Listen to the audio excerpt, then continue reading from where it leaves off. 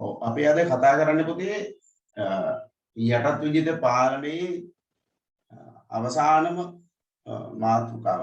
ඇත්තටම කියනවනම් මේ මාතෘකාව නෙවෙයි මාතෘකාව ඔක්කොම ඉවරයි මේ වෙනකොට. අපි මේ දොණුමෝර ප්‍රසංස්කරණ පොදුවේ අරගෙන ඒ වගේ තිබිච්ච හොඳ නරක පිළිබඳව යම් විශ්ලේෂණයක් කිරීම තමයි අද කරන්නේ. ඉතින් ඒව ඇත්තටම කතා කරලා තියෙනවා. ඒ කතා කරපු කාරණා එක තැනකට එකතු කර ගැනීම තමයි මෙතෙන්දී කරන්නේ. හරි. දැන් අපි දන්නවා දොණුමෝර ප්‍රසංස්කරණ යටතේ විවිධ යෝජනා හඳුන්වලා දුන්නා. ඒ යෝජනා ක්‍රියාත්මක කිරීම නිසා ලාංකීය සමාජය තුළ පැන නැගුණු යහපත් අයහපත් තත්ත්වයන් සලකා බැලීම තමයි අපි මෙතෙන්දී කරන්න යන්නේ.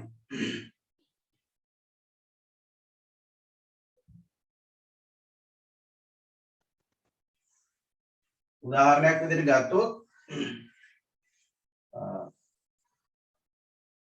සර්වජන ඡන්ද බලය ක්‍රියාවට නැංවීම නිසා ඇතිවෙච්ච යහපත් අයහපත් ප්‍රතිඵල තියෙනවා.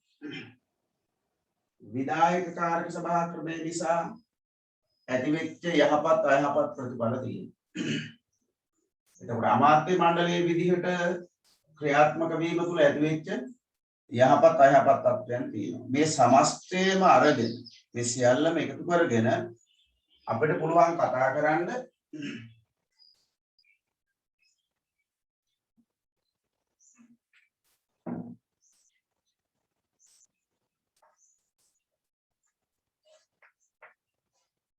දොණුමෝර ආණ්ඩු ක්‍රම ප්‍රසංස්කරණවල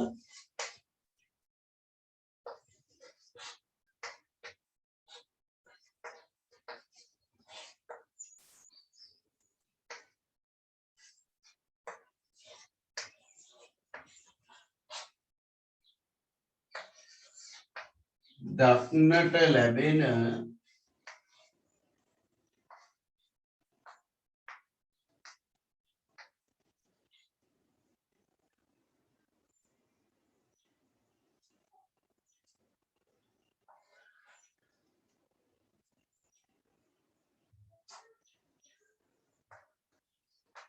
යහපත්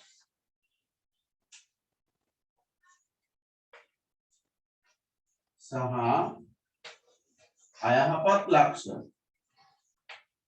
යහපත් සහ අයහපත් ලක්ෂණ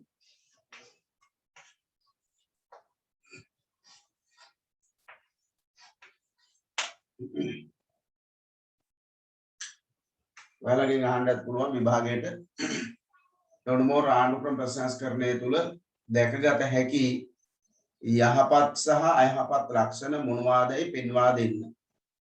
එහෙම නැත්නම් විස්තර කරන්න, පැහැදිලි කරන්න මොම අහන්න පුළුවන්.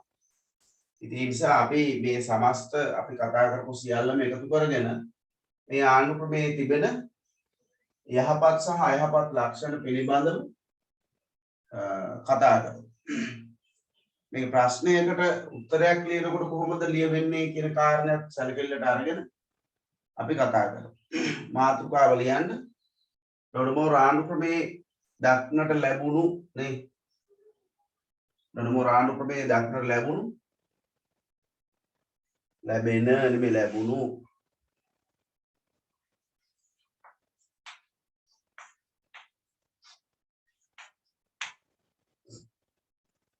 යහපත් අයහපත් ලක්ෂණ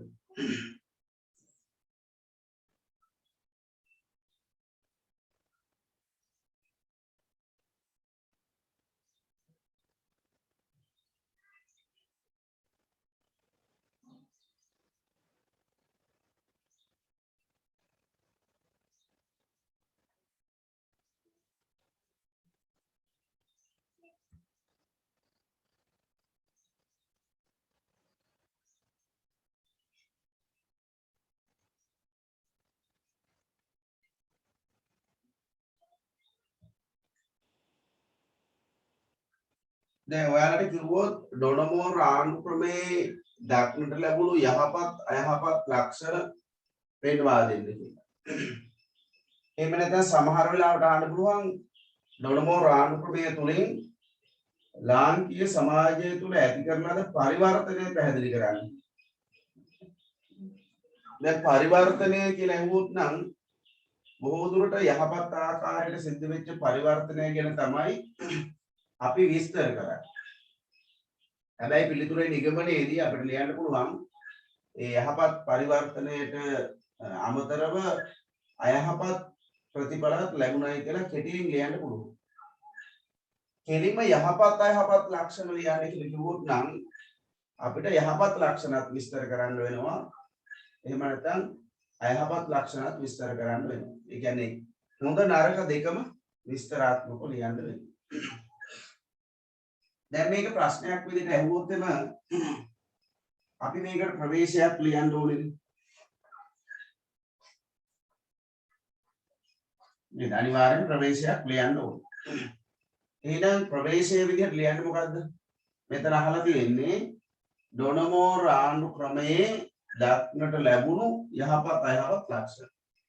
එහෙනම් ප්‍රවේශයේ ලියන්නේ ඩොනමෝර් ආණ්ඩු ක්‍රමයේ පිළිබඳව. මෙන්න මේ කාරණේ පිළිබඳව තමයි ප්‍රවේශයේ ලියන්නේ. ඩොනමෝර් ප්‍රසංස්කරණය කොයි වගේ එකක්ද? ඒකේ දකින්න තිබුණු ලක්ෂණ මොනවද? නැත්නම් ඒකෙන් ඉදිරිපත් කරපු යෝජනා මොනවද? මෙන්න මේ කාරණා ටික එකතු කරන්න ඕනේ. මේ ප්‍රශ්නේ ප්‍රවේශය ලිවීමේ. දැන් මේ කාරණා ඔයාලා දන්නව නමුත් ඒක කොහොමද ලියන්නේ කියන කාරණේ පැහැදිලි කර ගැනීමයි අවශ්‍ය වෙන්නේ. දැන් අපි දන්නවා ඩොනමෝර් ප්‍රසංස්කරණ 1931 දී හඳුන්වලා දෙන්නේ ලාංකිකයන් පූර්ණ වගකීම් සහිත ආණ්ඩු ක්‍රමයක් ඉල්ලා සිටියා. නමුත් පූර්ණ වගකීම් සහිත ආණ්ඩු ක්‍රමයක් දුන්නේ නැහැ. ඒ වෙනුවට අර්ධ වගකීමක් සහිත ආණ්ඩු ක්‍රමයක් අපට දුන්නා. ඒ කියන්නේ යටත් විජිතයේ සමස්ත විධායක කටයුතු වලින් අර්ධයක බලය පමණයි අපට දුන්නේ. වැදගත් අංශ ටික දුන්නේ නැහැ.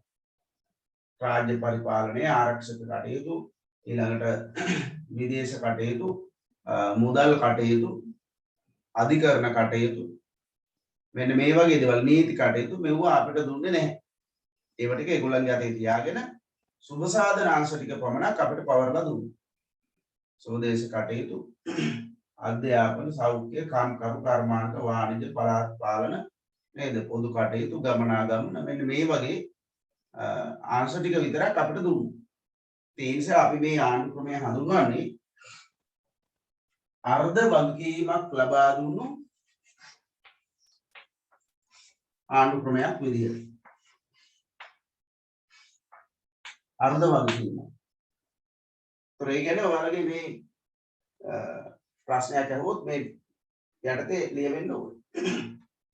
ඊළඟ කාරණේ තමයි මේ ආණ්ඩු ක්‍රමයේ දකින්න ලැබුණු ලක්ෂණ. එහෙම නැත්නම් මේ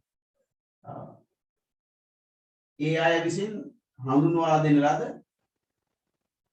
යෝජනා ප්‍රතිසංස්කරණ. ඒව ටික ලියවෙන්න ඕනේ.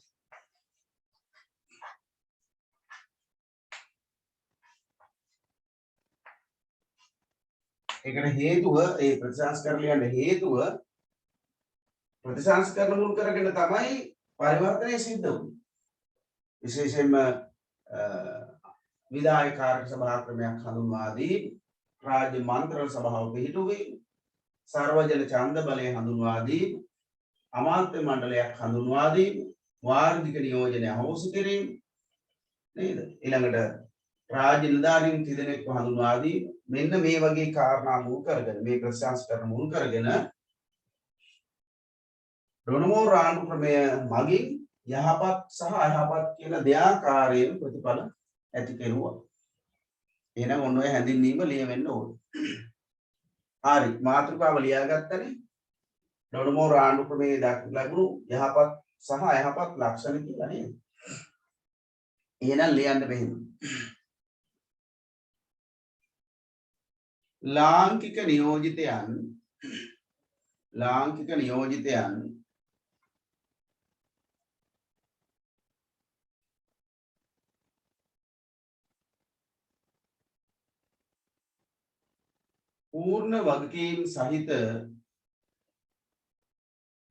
पूर्ण वगकीम सहित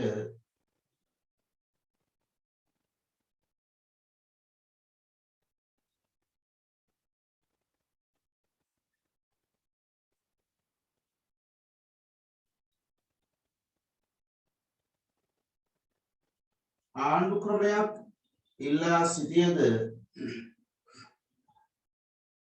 ක්‍රමයක් ඉල්ලා සිටියද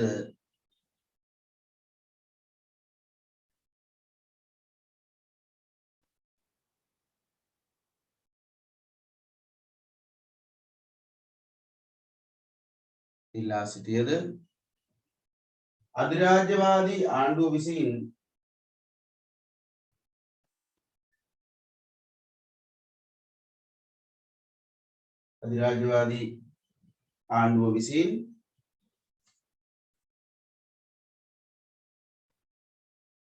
අර්ධ වගකීමක් සහිත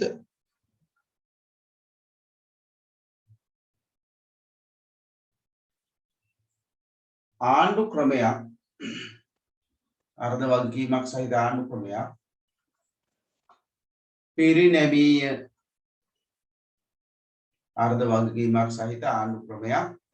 පිරිනැමීය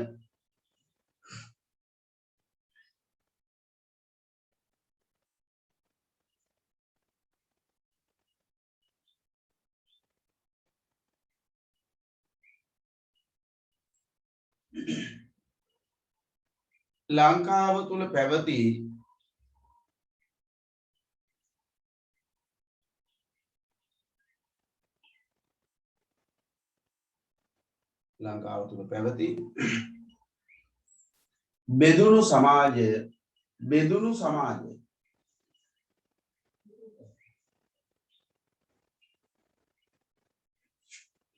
කමාවක් දාන්න ලංකාව තුළ පැවති බෙදුණු සමාජය ලාංකික නියෝජිතයන්ට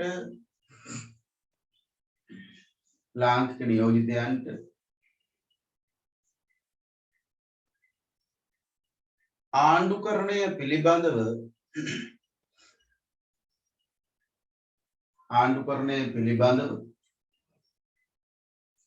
පුහුණුවක් නොතිබීම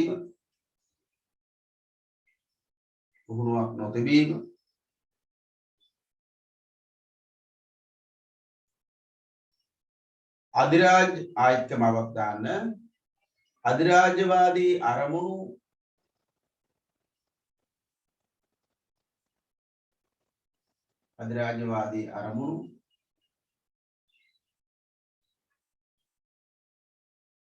තවදුරටත්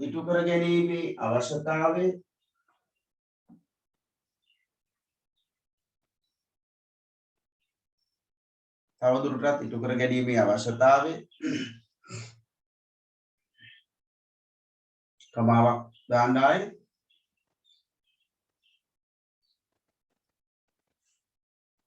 සුළු ජන කණ්ඩායම් වලින් එල්ල වූ විරෝධය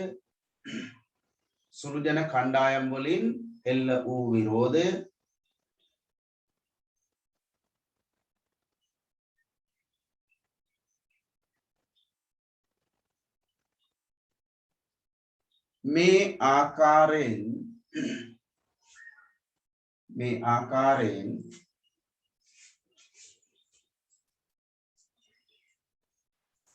සර් ඒකට කලින් කියපු එක කියන්නකෝ. මොකද පුතේ? ඒකට කලින් කියපු එක කියන්නකෝ. ඒකට කලින් කිව්වේ අධිරාජ්‍යවාදී අරමුණු ඉටු කර ගැනීමේ අවශ්‍යතාවය.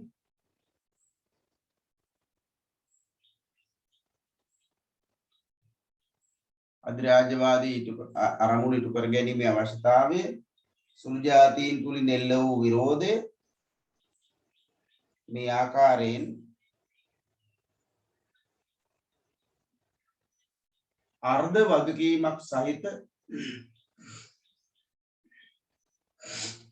වගකීමක් සහිත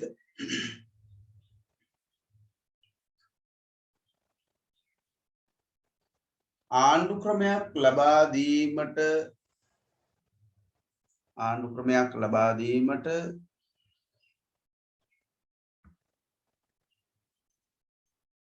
බලපෑවේය.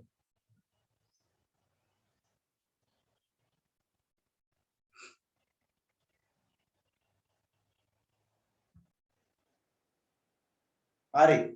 එතකොට ඔන්න මේ අර්ධ වගකීමක් සහිත ආණ්ඩු ක්‍රමයක් ලබා දීමට බලපාපු හේතු ටිකයි අපි ඔය සඳහන් කරගත්තේ. අපි ඊළඟ ඡේදය ලියමු මෙහෙම. 1931 දී හඳුන්වා දෙන ලද 1931 දී හඳුන්වා දෙන ලද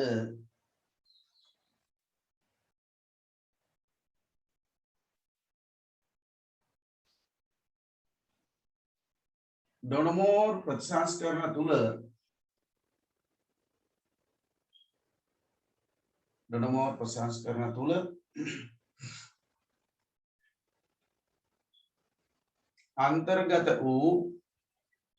අන්තර්ගත වූ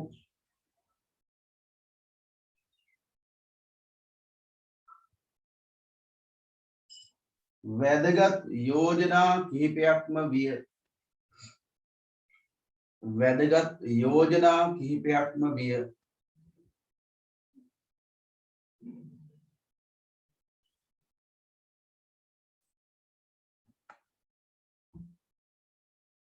ලියන්නෙවුවා පහලට.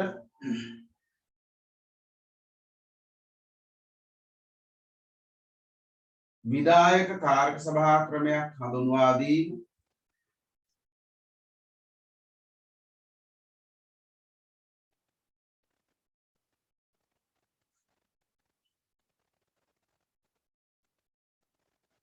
පළවෙනි එක විධායක කාර්ක සභා ක්‍රමයක් හඳුන්වා දීම.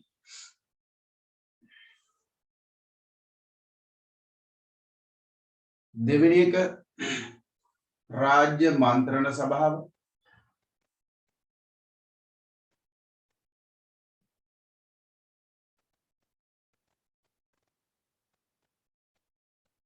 තුන්වෙනි එක සර්වජන ඡන්ද බලය හඳුන්වා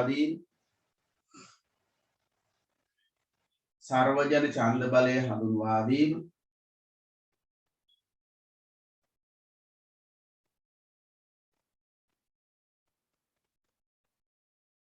ඊළඟට අමාත්‍ය මණ්ඩලයක් හඳුන්වා දීම.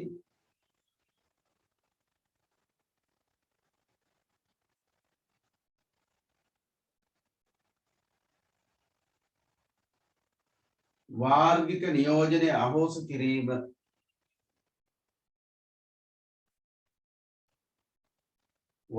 නියෝජනය අහෝසි කිරීම.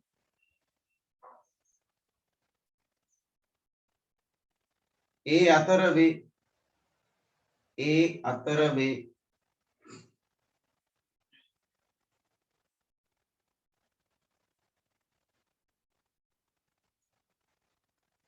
මෙම යෝජනාවන්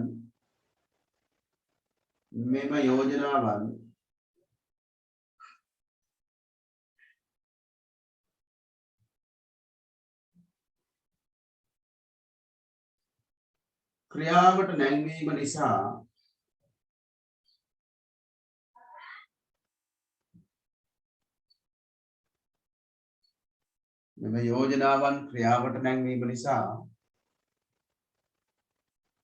ලාංකීය සමාජය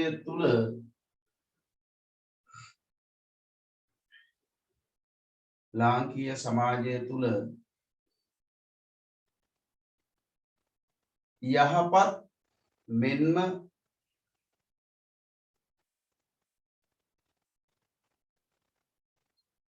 අයහපත් ප්‍රතිඵලයන්ද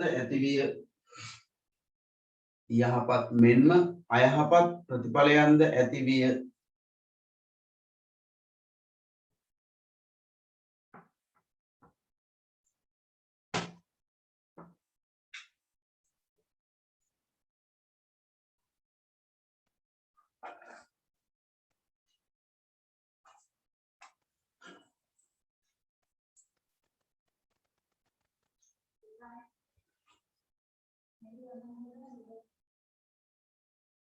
හරි.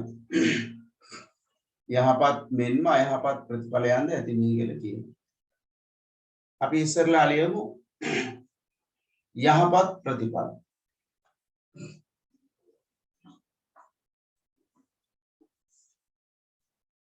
ඔව් දැන් ඔන්න ප්‍රවේශය අපි ඔය ලිව්වේ.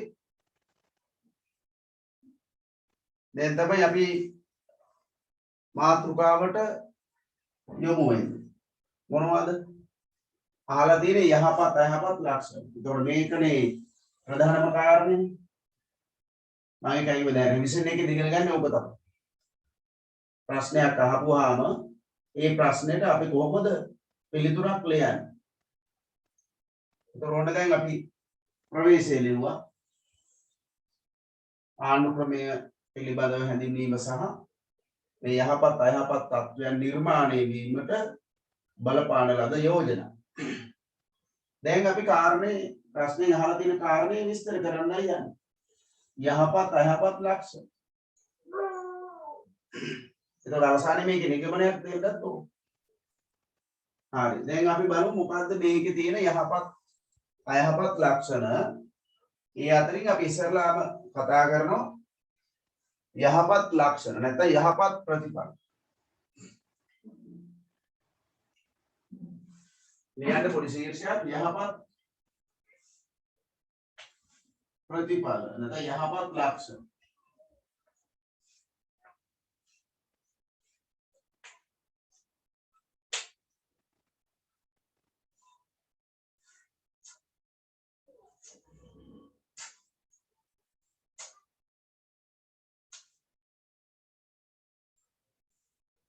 පළවෙනි කාරණේ අපි ලියනවා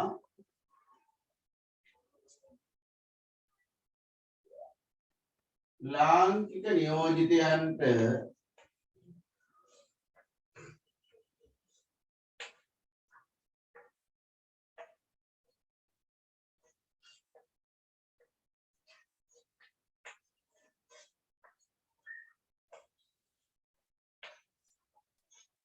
දේශපාලන හා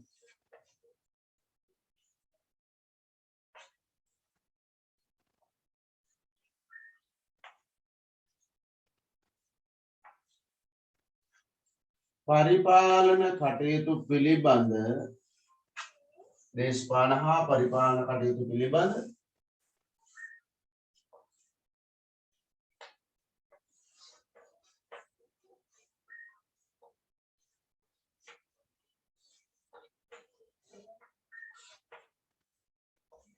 පුහුණුවක් ලැබීම.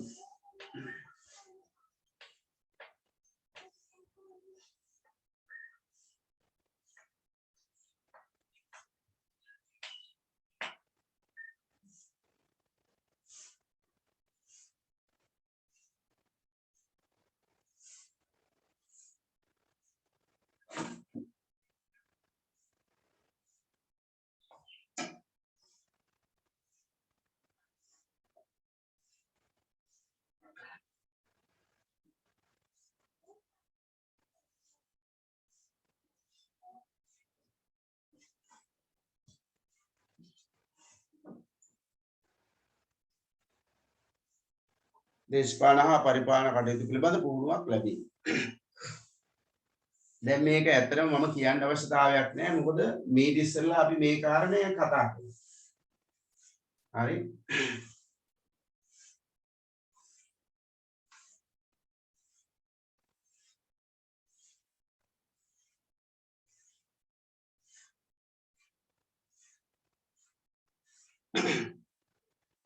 මේ දේශපාලන හා පරිපාලන පුහුණුව ලැබීම පිළිබඳව අපි මේ ඉස්සෙල්ලා කතා කරුවා. විධායක කාර්ය සභා ක්‍රමය තුල දක්නට ලැබුණු යහපත් අයහපත් ලක්ෂණ යට නේද? ඔව්. දැන් බලන්න පුතේ කොහොමද මේ පුහුණුව ලැබුණේ? යමක් පිළිබඳව පුහුණුවක් ලැබෙන්න නම් අපි මොකද්ද කරන්න ඕනේ? ප්‍රශ්නයකට පිළිතුරක් ලිවීම පිළිබඳ පුහුණුවක් ලබන්න නම් ප්‍රශ්න වලට පිළිතුරු ලියන්න ඕනේ. ප්‍රශ්න වලට පිළිතුරු ලියන්න නැතුව පිළිතුරු ලිවීම පිළිබඳව පුහුණුවක් ලැබෙන්නේ නැහැ. නේද? යම් කාර්යයක් පිළිබඳව පුහුණුවක් ලබන්න නම් ඒ කාර්ය පිළිබඳ නිපුණතාවයක් ලබන්න නම් ඒ කාර්යයේ නිරත වෙන්න ඕනේ. මේක කරන පළවෙනිම අවස්ථාවේදී අපිට ඒක ආගන්තුකයි. ඒ නිසා අපිට ඒ කාර්ය සාර්ථකව කරන්න බෑ. ඔයාලා ප්‍රශ්නයකට උත්තර ලිවීමේදී වුණත් ඔයාලා ලියන පළවෙනි පිළිතුරු ටික සාර්ථක නැහැ. හැබැයි ක්‍රමයෙන් පිළිතුරු ලියලා පුහුණු වෙලා ටිකක් ඉස්සරහට යනකොට ඔබ පුහුණුවක් ලැබලා තියෙනවා. ඔබ නිපුණතාවයක් ලැබලා තියෙනවා. එතකොට ඔබ ඒ කාර්යයේ ප්‍රවීණයෙක් බවට පත් වෙනවා. ඉගෙනීම එකපාරට කරන්න බෑ. සමූහයක් ඉදිරියේ විනාඩි 5ක් කතා කරන එක ඒක එකවරම කරන්න බෑ. ඒතකොට ඒක අවස්ථාවක් දෙකක් තුනක් කිහිපයක් කරලා පළපුරුද්දක් ඇති කරගන්න. ඒ තුලින් ලැබෙන පුහුණුවක්. දැන් මේ උගන්නගෙන යනකොට උගන්නන්න පටන් ගත්තාම අපි දන්නේ අපි මොකක් හරි අපි දන්න දේ අපි කියලා දෙනවා. හැබැයි අපි දන්නේ නැහැ මේක ළමයට තේරුණාද නැද්ද අපි දන්නේ නැහැ. එතකොට අපි හොයා ගන්නවා ඒකට අදාළ කරුණුනේ. හොයාගෙන අපි බලනවා අපේ කොහෙද අඩුපාඩුව තිබුණේ. අපි මේක කොහොමද ළමයාට තේරෙන විදිහටම සංවේදනය කරන්නේ. එතකොට වචන ටිකක් කියාගෙන යනවා වෙනුවට අපි මොකද කරන්නේ? බෝඩ් එකක් භාවිතා කරනවා. ඒකේ නොයෙක් ඒවා අඳිනවා, රවුම් අඳිනවා, නේද? රූකඩ අඳිනවා, කොටු අඳිනවා, වචන ලියනවා, මොකද එක ඒවා කරලා ඉවරලා ඊතලවල යා කරනවා, අර ඒවා කරනවා, මේවා කරනවා. මේ මොකද මේ කරන්නේ? අපි ලබා ගන්න පුහුණුවත් එක්ක අපි තේරුම් ගන්නවා වචන ටිකකින් කියන දේ ළමයාට තේරෙන්නේ නැත්නම් ඒක ලියලා පෙන්නන්න, ඇඳලා පෙන්නන්න. එතකොට ළමයා වඩාත් හොඳින් ග්‍රහණය කරගන්නවා. එතකොට මේ ක්‍රමිකව ලබා ගන්න පුහුණුව. එහෙනම් ගුරුවරයෙක් විදිහට සාර්ථක වෙන්න නම් එයා ඉගෙනීම කරන්න ඕනේ. ඉගෙනීම කරන්න තමයි ප්‍රවීණයෙක් බවට සාර්ථක වෙන්නේ. දැන් එතකොට මම මේ උදාහරණයක් ගත්තේ ඕනෑම ක්ෂේත්‍රයක ප්‍රවීණතාවයක් ලබන්න නම් ඒ ක්ෂේත්‍රය තුළ නිරත වෙන්න ඕනේ. ඔබ ඊටාම දක්ෂ සිසුවෙක් බවට පත් වෙන්න නම් දේශපාලන විද්‍යාව සම්බන්ධයෙන් ඔබ පිළිතුරු ලියන්න ඕනේ. ඔබ ලියන පිළිතුරු මුල් ඒවා සමහර ලාවට අසාර්ථකයි. අදට යනකොට ඊටාම සාර්ථකයි. අපේ හිම ළමයි ඉන්නවා ඉතිහාසයේ මතකේ රැඳිච්ච අය. මට මතකයි මේ 2017 වර්ෂයේ එක ළමෙක් හිටියා. එයා මැදින් පන්තියට ආවේ. අවුරුද්දකට ගියාට පස්සේ එයා ලියපු පළවෙනි පේපර් එකේ අපි පන්තියේ තුන්වෙනි පේපර් එකද කොහෙද? එයා ලියපු පළවෙනි පේපර් එකේ ලකුණු 58යි ගත්තා. ඒ කියන්නේ පිළිතුරු ලිවීම පිළිබඳව පෙර පුහුණුවක් ලබලා නැහැ. අවබෝධයක් ලබා ගන්නවා. හැබැයි අන්තිමට ලියපු පිළිතුරේ එයා ලකුණු 88ක් ගත්තා. අන්න. ඒ අන්තිමට ලියපු පේපර් එකේ කියන්නේ 15 වෙනි පේපර් එක විතර. ඒ කියන්නේ එයා ලියපු පළවෙනි පේපර් එක කියන්නේ අපි ලියපු තුන්වෙනි පේපර් එක. එතකොට එයා පේපර් 12ක් ලියුවට පස්සේ තමයි 58 88 කරන්නේ. අන්න පෙර පුහුණුව. අවසානයේ කුරුණෑගල දිස්ත්‍රික්කයේ රෑන්ක් එක 4ක් වුණා. මේකලා ඉස්කෝලේ මෙත්මි අනුසරා කියලා දරුවෙක්. ඉතින් පුහුණුව අවශ්‍යයි. එහෙනම් ලාංකික නියෝජිතයන්ට මීට පෙර විධායක කටයුතු වල නිරත වෙලා පළපුරුද්දක් තිබුණේ නැහැ.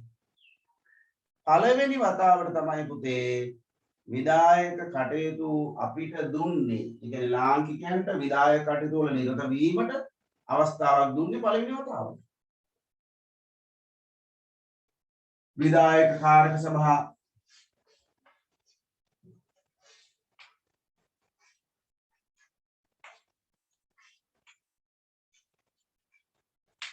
ඒ සඳහා ප්‍රධානම දායකත්වය දුන්නා. ඊළඟට අමාත්‍ය මණ්ඩලය මණ්ඩලයේ කටයුතු වල නිරත වුණා. ඊළඟ රාජ්‍ය මන්ත්‍රණ සභාව තුල නීති සම්පාදන කටයුතු වල දායක වුණා. සක්‍රියව මීට පෙර තිබුණට වඩා. ඉතින් මෙන්න මේ කාරණා හරහා මෙන්න මේ ආයතන හරහා මේ වගේ කටයුතු වල නිරත වීම නීති සම්පාදනය විධායක කටයුතු ක්‍රියාවට නැංවීම ප්‍රතිපත්ති සම්පාදනය සහ ක්‍රියාත්මක කිරීම අයවැය සකස් කිරීම මෙන්න මේ වගේ නොයෙකුත් කාර්යවල නිරත වුණා. මේ නිරත වීම නිසා අදාළ කාර්යයන් තුල ප්‍රවීණයන් බවට පත් වුණා ලාංකික නියෝජිත. ඒ නිසා අපි කියනවා දේශපාලන හා පරිපාලන පුහුණුවක් ලබා ගන්න. ඊට අමතරව දැන් කාර්ය සභාව යටතේ ක්‍රියාත්මක වෙච්ච දෙපාර්තමේන්තු වල කටයුතු අධීක්ෂණය කරුවා. ඒ වගේ කටයුතු වල ඒවා කොහොමද සිද්ධ වෙන්නේ කියලා නිරන්තරයෙන් හොයා බැලුවා. ඒවට අදාළව යම් තීරණ ගත්තා.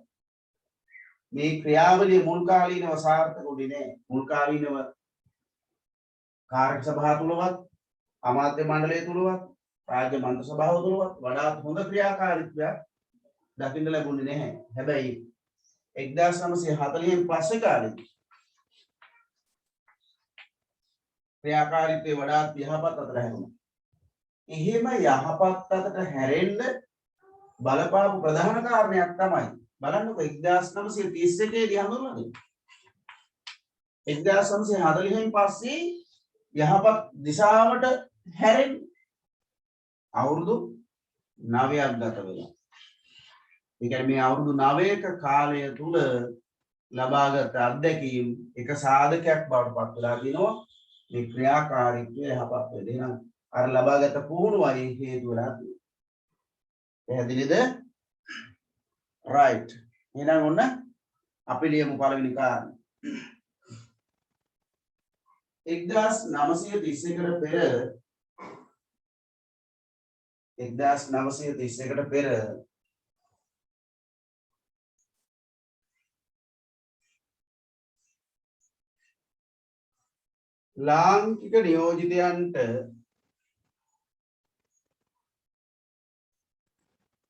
ලාංකික නියෝජිතයන්ට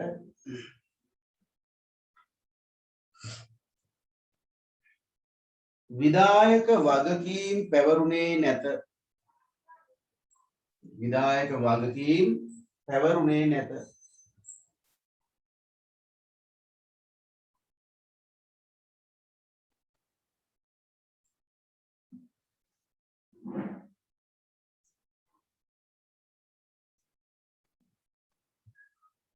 නමුත්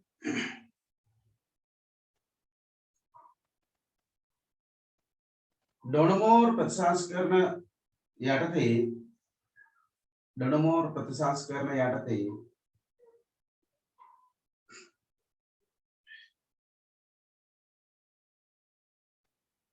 විධායක කාරක සභා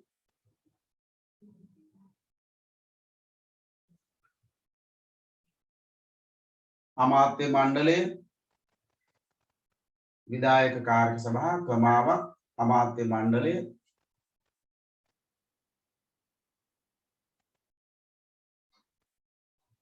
රාජ්‍ය මන්ත්‍රණ සභාව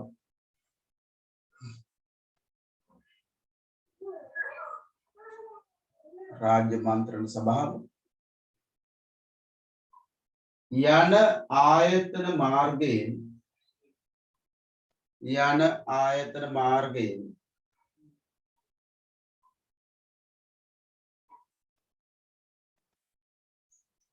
විධායක කටයුතු වලට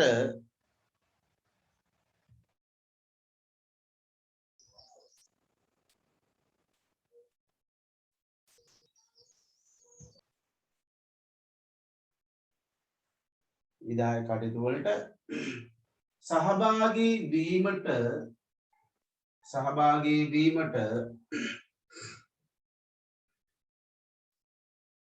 අවස්ථාව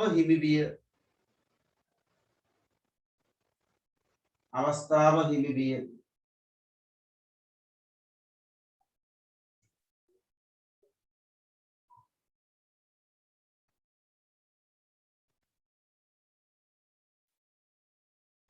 නීති සම්පාදනය කිරීම සහ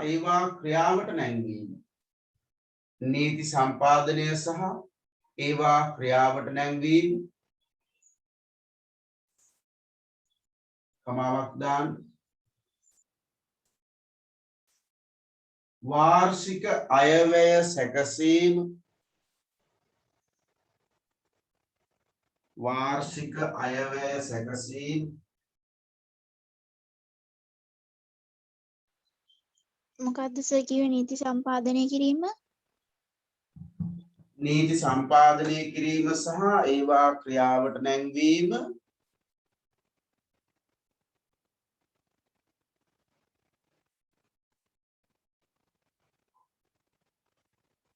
वार्षिक अयव्यय सැකසීම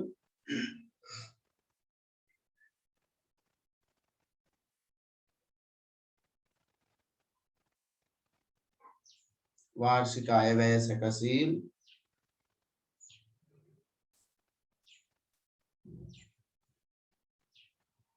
प्रतिपत्ति සැකසීම සහ ඒවා ක්‍රියාවට නැංවීම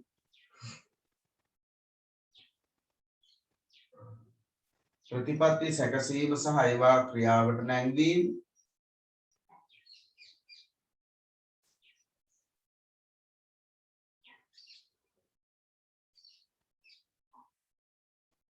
දෙපාර්තමේන්තුවල කටයුතු අධීක්ෂණය කිරීම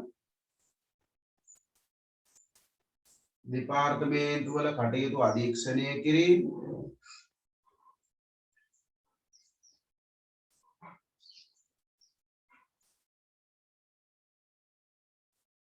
යනාදිය තුලින්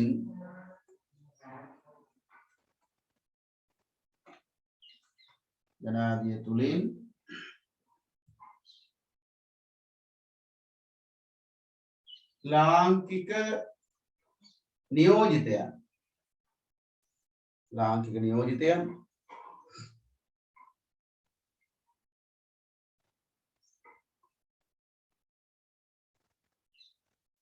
දේශපාලන හා පරිපාලන කටයුතු පිළිබඳව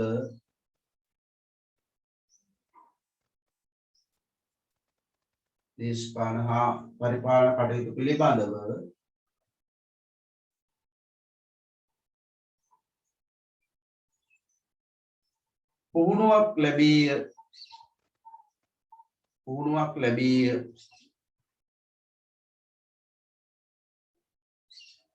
හරි ඔන්න පුතේ පළවෙනි කාරණය නොඩමෝර් ප්‍රශංස කරන කොහොමද ලංකාවේ දේශපාලනයට ආර්ථිකයට සමාජ තත්ත්වයට යහපත් විදිහට බලපෑවේ පළවෙනි කාරණය අපි ඔය ලියමු දෙවෙනි කාරණය ලියන්න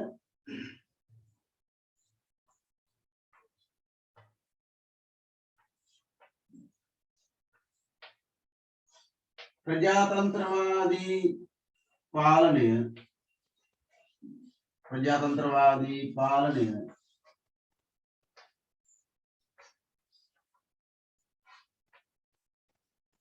ශක්තිමත් වීම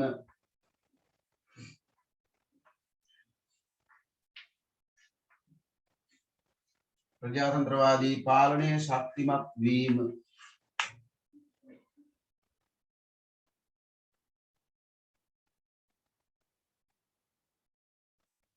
प्रजातंत्रवादी पालनය ශක්තිමත් වීම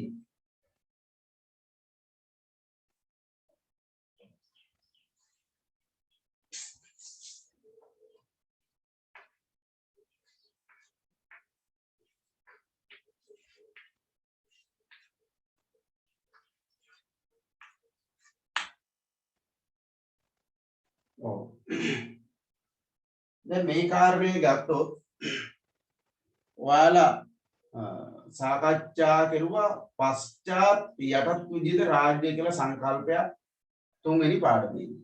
හරි? පශ්චාත් යටත් විජිත රාජ්‍ය.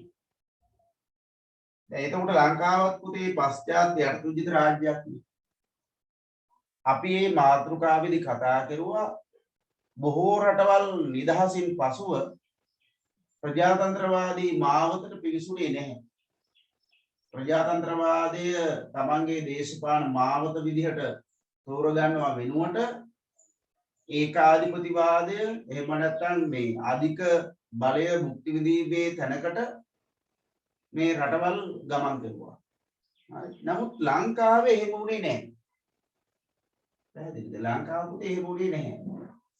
ලංකාවේ අපි කතා කරන මේ වර්තමාන දූෂිත පාලනය 1977න් පස්සේ නිර්මාණය වෙන එකක් මතක තියාගන්න. මේක මේ නිදහසින් පසුව නිර්මාණය වෙච්ච එකක් නෙවෙයි. 1948 නිදහස ලැබුවට පස්සේ ලංකාවේ රාජ්‍ය පාලනය බාරගත් බොහෝ නායකයෝ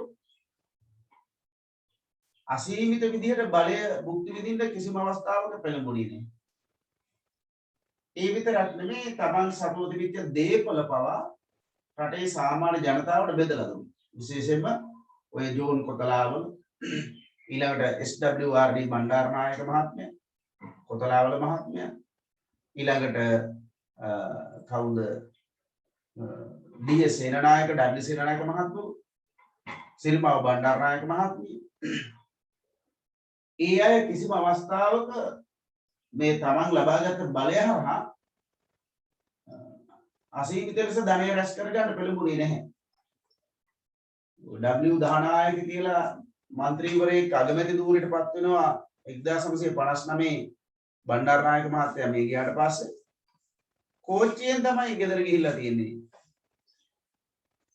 මේ පාර්ලිමේන්තුවට ඇවිල්ලා තින්නේ නැවත ගෙදර ගිහිල්ලා තියෙන්නේ කෝච්චි. ඩඩ්ලි සේනානායක මහත්තයා මිය යනකොට පොතේ තිබිලා තියෙන්නේ රුපියල් 400 ගානක් දුන්නා. මට මතකයි ඒ වගේ. හරි.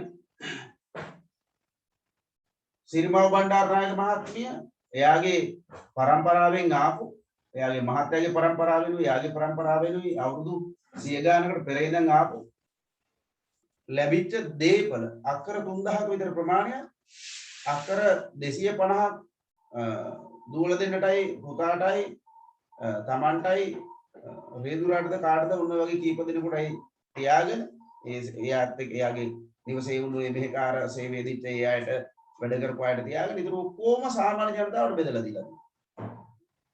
එහෙම තැනකට තමයි ගමන් කරලා තියෙන්නේ. ඉතින් මේ මිනිස්සු බොහොම අව්‍යාජයි. රටේ දේශපාලන බලය තුලින් තමන්ගේ ධනය රැස් කරගන්න එහෙම නැත්නම් මේ සුඛෝභෝගී ජීවිත ගත කරන්න මේ මිනිස්සු කිසි වෙලාවක පෙළඹුණේ නැහැ. හැබැයි 77න් පස්සේ මොකදලා තියෙන්නේ? 77න් පස්සේ මේ තත්ත්වය සම්පූර්ණ වෙනස් වෙනවා. 77න් පස්සේ ලංකාවේ දේශපාලනය ඒ දේශපාලනයට එන අයගේ දැන් ධනය රැස් කර ගැනීමේ මාර්ග බවට පත් කරගෙන තියෙනවා. ඔය මේ උත්තරම් පාරේ මේ යනකොට අපි ඉස්කෝලේ යන කාලේ මේ පුංචි පොඩි ගයක් විදිහට තිබිච්ච ගෙවල් අද වෙනකොට කොයි වගේද තියෙන්නේ කියලා පොඩ්ඩක් බලාගත්තා. පොඩි මේ කාමර දෙකක් තුනක් පළ දෙකට තුනට හදලා සාමාන්‍ය විදිහට තිබිච්ච ගෙවල් අද තියෙනවා තට්ටු 3යි. ඒවා මුළු ගෙවල්ම AC කරලා ටයිල් අල්ලලා සිවිලින් ගහලා මේ බිමට පොළොවට මේ ඉන්ටර්ලොක් ගාලා අල්ලලා මේ ලෝකෙ නැති වැඩ කරලා මහා අලංකාරව විදිහට රුපියල් කෝටි ගණන් වියදම් කරලා හදලා තියෙනවා. මන්ත්‍රීවරයෙක්ගේ වැටුප රුපියල් 55000.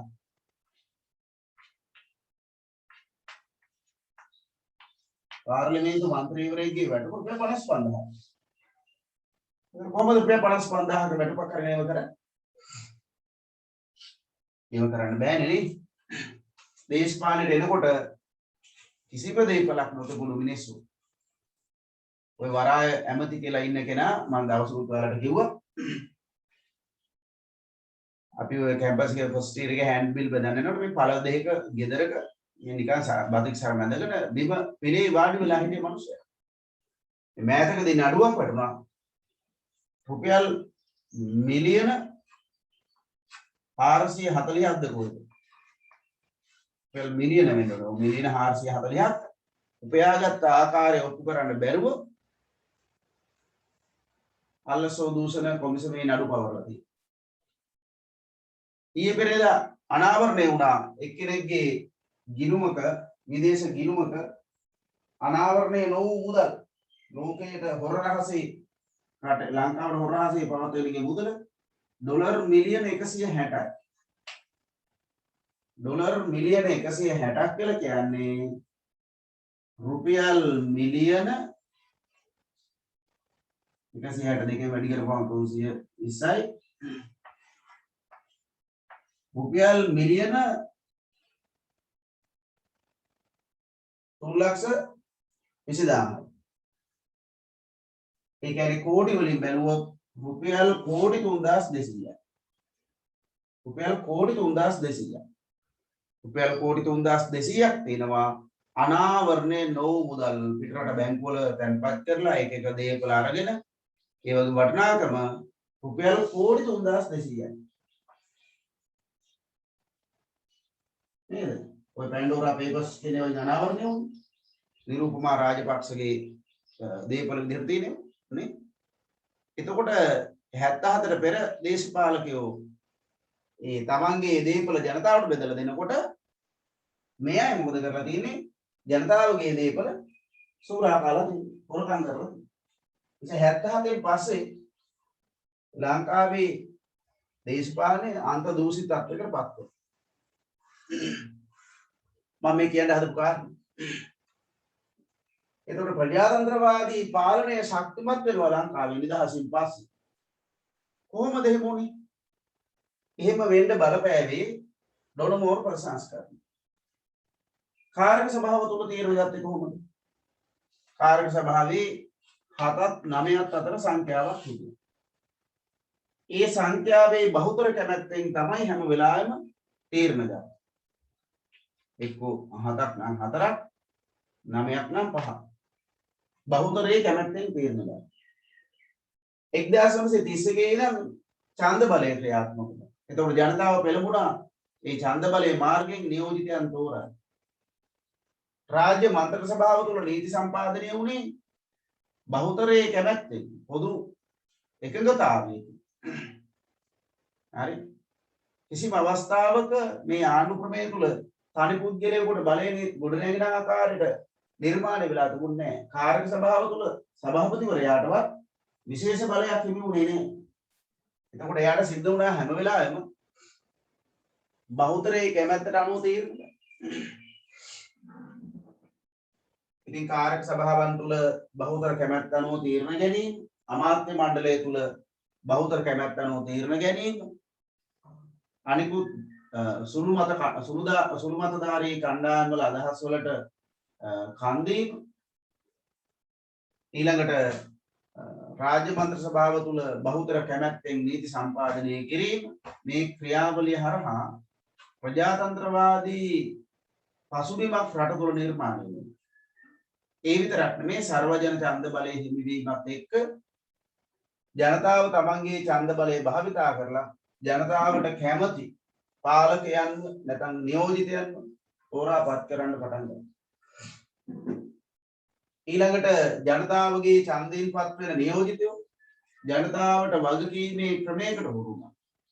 මොකද ජනතාවට දුන්නු පොරොන්දු ඉෂ්ට කෙරුවේ නැත්නම් ඊළඟ මොහොතේදී ඊළඟ මැතිවරණයේදී ජනතාවගේ ඡන්ද බලය ලබා ගන්න බැහැ. ඒ නිසා නියෝජිතයා ජනතාවට වග කියන්නෙක් බවට පත් වෙනවා. ඡන්ද කොට්ටාශයට නිශ්චිත മന്ത്രിවරයෙක් හිටියා. එක മന്ത്രിවරයෙක්. මේ മന്ത്രിවරයා සහ ඡන්ද කොට්ටාශයේ ජනතාව අතර බොහොම ළඟ සම්බන්ධතාවයක් නිර්මාණය වෙනවා. ඒ හරහා අන ඡන්ද කොට්ටාශයට සේවය කරන්න නියෝජිතයා පෙළඹුණා. මේ සමස්තය හරහා රට තුළ ප්‍රජාතන්ත්‍රවාදී පාලනය ශක්තිමත් වෙනවා. ඒක ඩොනමෝර් ප්‍රසංස්කරණවල ඉතාම හොඳ තත්ත්වයක්. ඊළඟට දේශපාලන පක්ෂ ක්‍රම බිහි වෙනවනේ. ඒකත් ප්‍රජාතන්ත්‍රවාදයට බලපෑවා. තරඟකාරී දේශපාලන පක්ෂ ක්‍රමයක් රට තුළ නිර්මාණය වීම නේද? ඔන්න. ඔව්. අපි ලියමු මෙහෙම.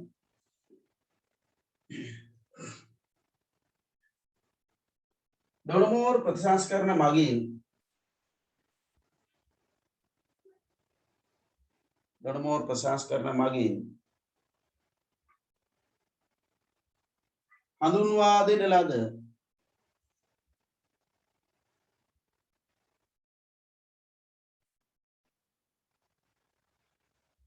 දෙන ලද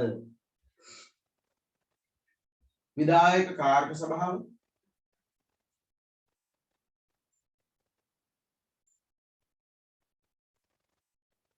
විධායක කාර්ක සභාව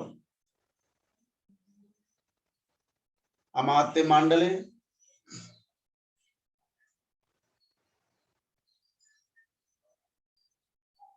राज्य मंत्रण सभा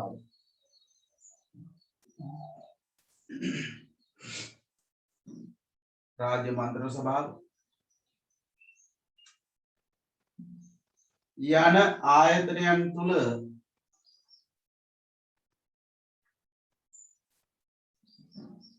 යන ආයතනයන් තුල බහුතර කැමැත්තට අනුව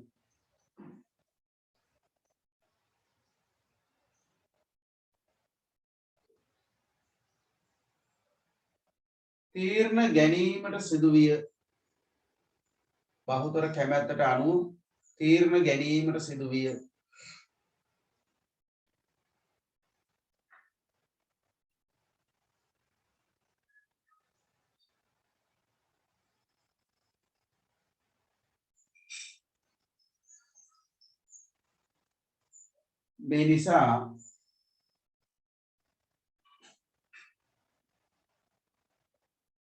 මේ නිසා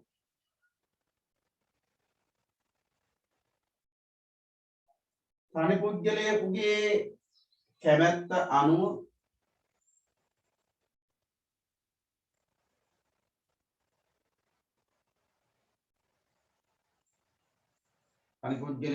කැමැත්ත අනුව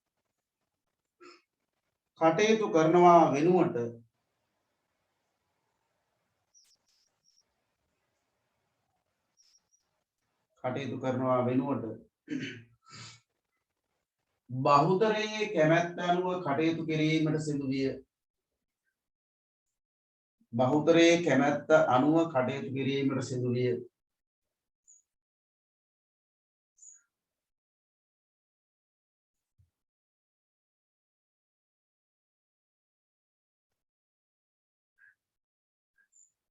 එමෙන්ම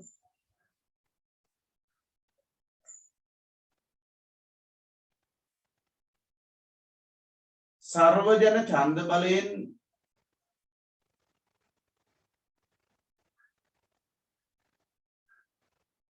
නියෝජිතයන් තෝරාගත් නිසා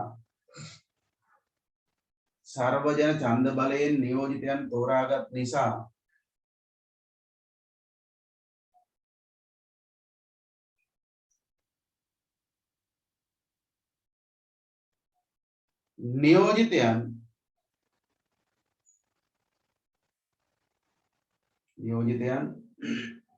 ජනතාවට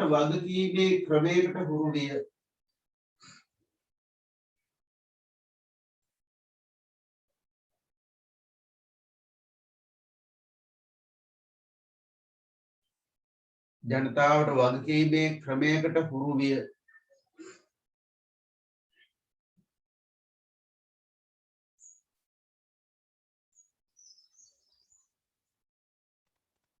සර්වජන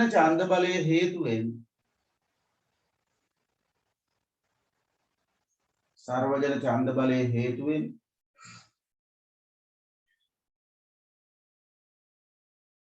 දේශපාලන පක්ෂ බිහි වූ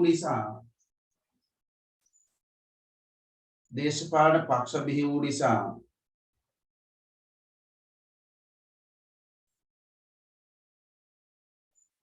රට තුල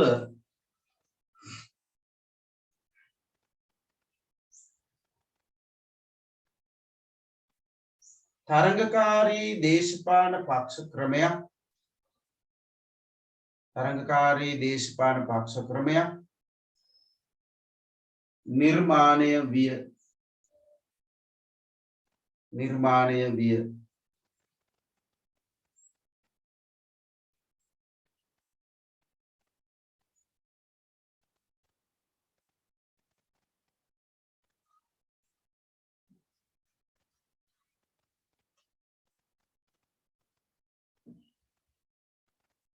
හරි ඔය තමයි පුතේ දෙවෙනි යහපත් ලක්ෂණය තුන්වෙනි එකට අපි යනවා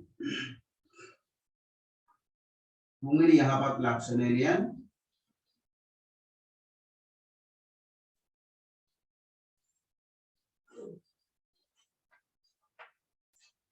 සුභ සාධනය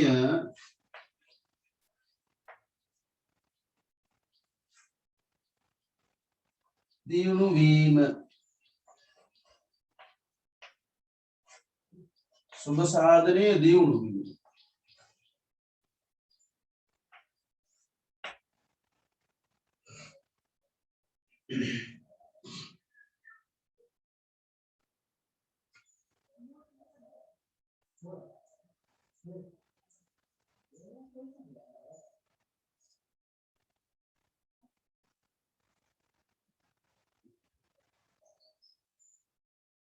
දැන් මේ කාරණේදී පුතේ 1931ට පෙර තිබිච්ච තත්වයේ ගත්තොත්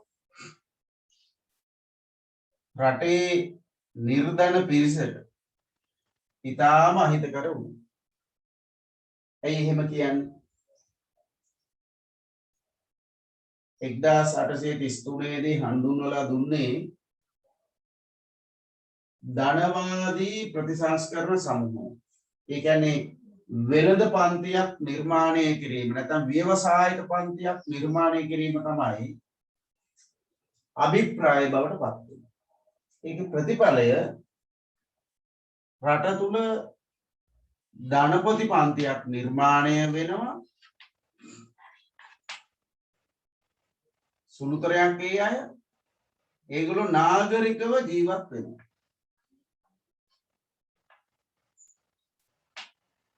එතකොට ධනපතියෝ ජීවත් වෙන්නේ නාගරිකව. ඉතින් ධනපතියන්ගේ උමනාවන් සපුරන්න නගරය දියුණු වෙනවා.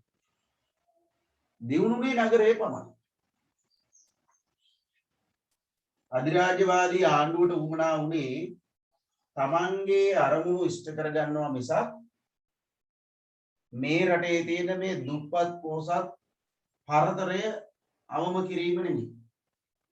ඒගොල්ලන්ට අවශ්‍යතාවයක් නැහැ මේ ගම්වල ජීවත් වෙන මිනිස්සු කොහොමද ජීවත් වෙන්නේ?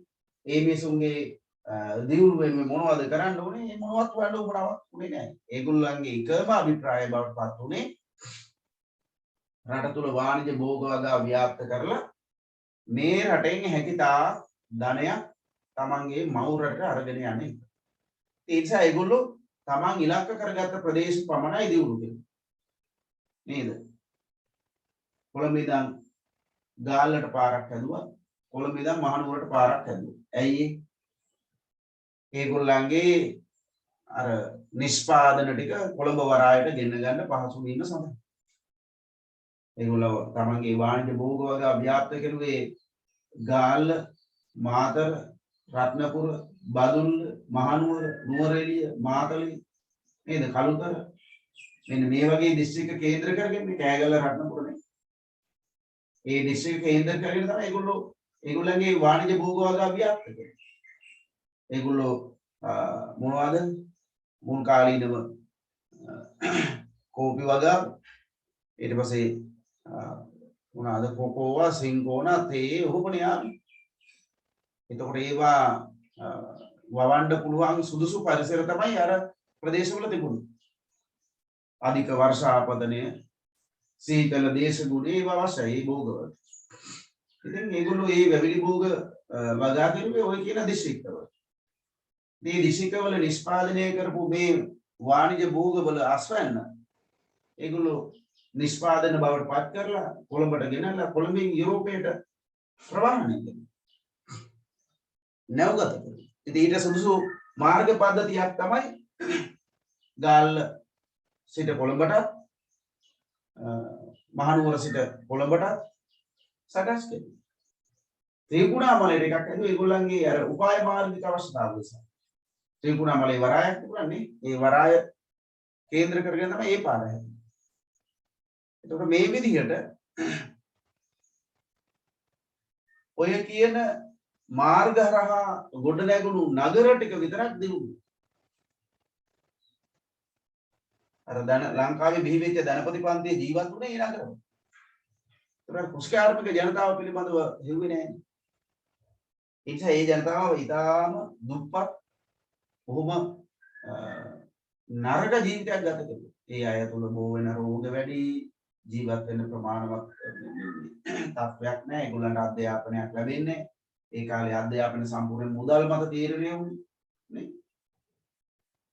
ඒ නිසා ගම්වල ඉන්න මිනිස්සු නේ බොහොම අසරණත්වයකට පත් වුණා. 1920 ගණන් වල අගභාගයට වෙනකොට මැලේරියා රෝගේ වේගෙන් ව්‍යාප්ත වෙනවා. මේ යන සංඛ්‍යාව විශාලයි. 1,25,000ක් විතර මේ ගියා මැලේරියා රෝගේ. බේත් තිබුණා. නමුත් ගම්වල ජීවත් වෙන මිනිසුන්ට මේ මේච්චන්න සල්ලි තිබුණේ නැහැ. මේ මිනිසුන්ට ඒ කියන දැනුමක් අවබෝධයක් තිබුණේ නැහැ. ඒවට ප්‍රතිකාර කරන වෛද්‍යවරු හිටියේ. ඒ නිසා අර වාමාංශික ව්‍යාපාරයේ එසේ වික්‍රමසිංහලා වගේ අය මේ මැලේරියා රෝගයට දෙන අර මේත් එක ගෙදරින් ගෙදර ගෙනිලා බෙදාගෙන. නමුත් ඩොනමෝර් ප්‍රතිසංස්කරණ වලින් මේ තත්ත්වයේ කන පිට හැදුවා. ඩොනමෝර් ප්‍රතිසංස්කරණ වලින් ගම්වල ජීවත් වන සාමාන්‍ය ජනතාවගේ ජන ජීවිතේ නගා සිටවන්න යෝජනා ඉදිරිපත් කළා. විශේෂයෙන්ම සර්වජන ඡන්ද බලය ලබා දීම සහ විධායක කාර්ය සභාව ස්ථාපිත කිරීම. ඒ දෙකේ ප්‍රතිඵලයක් විදිහට රටේ සුබ සාධනය දියුණු වෙනවා. මොකද මේ කාර්ය සභාව කියලා කියන්නේම සුබ සාධනාංශ 7ක්. අධ්‍යාපනය, දුෂ්කර්මය, කම්කරු කර්මාන්ත සහ වාණිජ්‍ය, පළාත් පාලනය නේද? පොදු කටයුතු. මේ වගේ ආංශ ලබා දුන්නේ. ඉතින් ඒ නිසා ලංකාවේ සුබ සාධනයන් වේගවත්ව වර්ධනය වෙනවා ඩොනමෝර් ප්‍රතිසංස්කරණ සමයේදී. විදහාස් අධ්‍යාපනය ලබා දෙනවා. පාසල් දරුවන්ට නොමිලේ ආහාර ලබා දෙනවා. අවුරුදු 14 දක්වා අධ්‍යාපනය අනිවාර්ය කරනවා. ඊළඟට අලුත් කම්කරු නීති ගේනවා. ඒ වගේ කම්කරුවන් ආරක්ෂා කරනවා. කම්කරුවන්ට අතිකාල දීමනා ගෙවන වගේ නීති ගේනවා. ඊළඟට පුෂ්කර්මාන්තයේ යෙදුණු ජනතාවට ඉඩම් බෙදා දීම කරනවා ඩී.එස්. සේනානායක මහත්තයා. මඩින් අකර 5යි, ගුණින් අකර 3යි. අකර 8ක් ලබා දෙනවා. එක පවුලක. ඒ නිසා තමයි ඔය ගමක් ගාන ඩී.එස්. සේනානායක මහත්තයාගේ ස්මාරක හැදුවේ. පාරවල් නම් කරන්න පටන් ගත්ත ඩී.එස්. සේනානායක මාවත කියලා. අම්පාරට ගියොත් තියෙනවා ඩී.එස්. සේනානායක මාවත, ඩී.එස්. සේනානායක විද්‍යාලය, සේනානායක සමුද්‍රය. අනුරාධපුරට આવුත් තියෙනවා සේනානායක මාවත, සේනානායක පිළිරුව ස්මාරකය නේ. රට හැමතැනම සේනානායක විද්‍යාල තියෙනවා, ඩී.එස්. සේනානායක විද්‍යාලය. ඉතින් මේ විදිහට සේනානායක කියන නම ස්ථාපිත වුණේ එයා අගමැති ධූරයට පත්වීමට පෙර කෘෂිකර්ම අමාත්‍යවරයා විදිහට ඉටු කරපු සේවයත් එතනින් පස්සේ අගමැතිවරයා වශයෙන් එයා රට කරලද සේවයක් මුල් කළා. ඇත්තටම කිව්වොත් අගමැතිවරයා විදිහට එයා විශාල සේවයක් කෙරුවේ නැහැ, කරන්න කාලයක් ලැබුණෙත් නැහැ. අගමැති වීමට පෙර කරපු සේවාව තමයි වඩාත් වැදගත්. විශේෂයෙන්ම ඔය ගොවි ජනපද ව්‍යාපාර පනත ගෙනල්ලා මේ කෘෂිකර්මාන්තයේ දියුණුව උදෙසා ඩී.එස්. සේනානායක මහතා විසින් කරලද සේවය 1936 උගල්ලෝ ව්‍යාපාරයේ වගේ දේවල් හඳුන්වලා දෙන්නේ ඩී.එස්. සේනානායක මහතා. ඉතින් යන්න සුබ සාධනයේ දියුණුවක් ඇති වෙනවා. ලියමු නේද? ඔව්. අපි ලියමු මෙහෙම.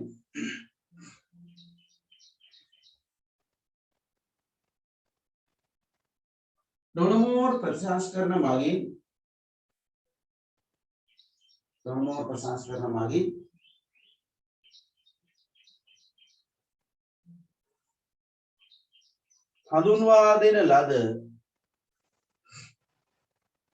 හඳුන්වා දෙන ලද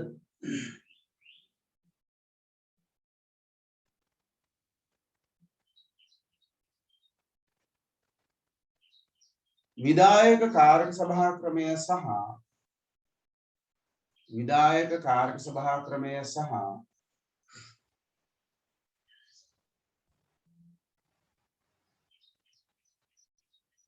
සර්වජන ඡන්ද බලය සර්වජන ඡන්ද බලය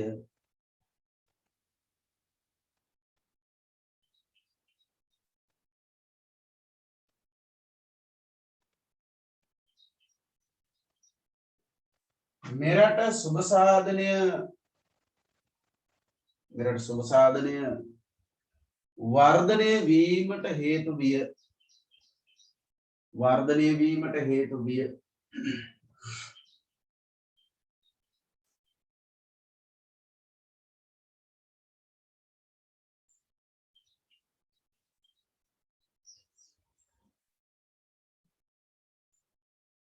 එක්දාස් නවසිය තිස්හයේදී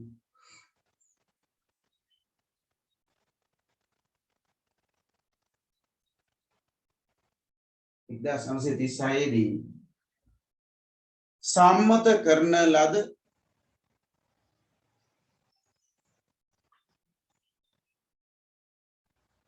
ගොවි ජනපද ව්‍යාපාර පනත මෙන්ම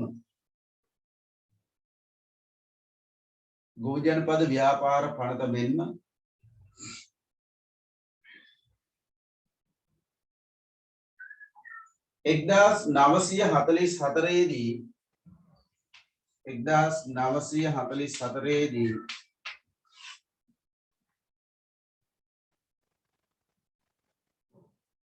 සම්මත කරන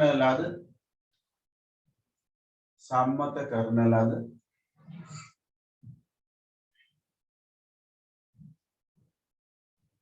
නිදහස් අධ්‍යාපන පනත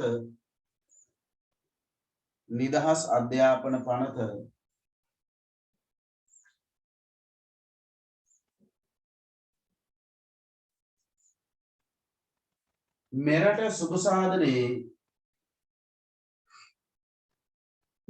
සාධනයේ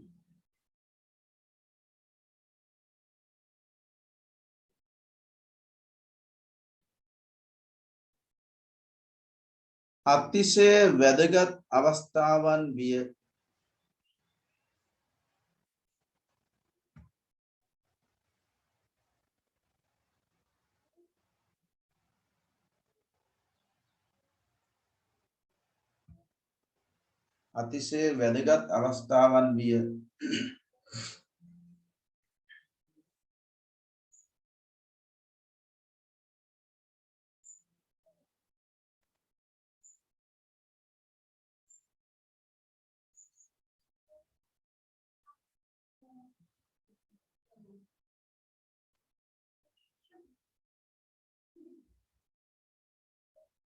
කෘෂි ආර්ථිකය දියුණු කිරීම සඳහා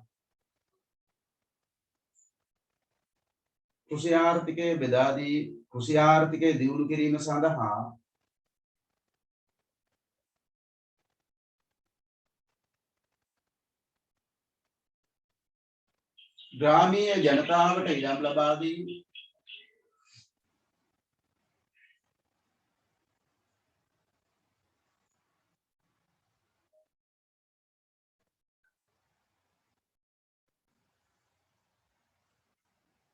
නොමිලේ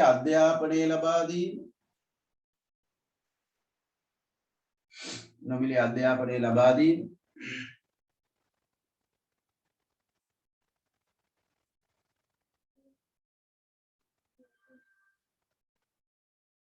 පාසල් දරුවන්ට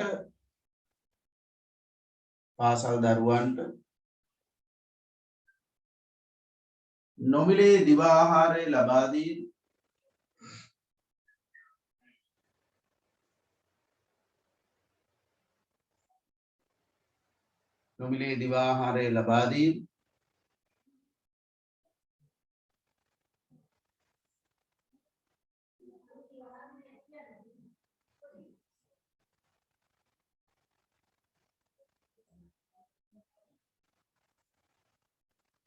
කම්කරු නීති ශක්තිමත්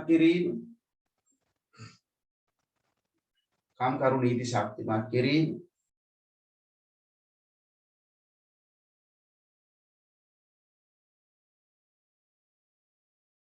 යනාදිය තුලින්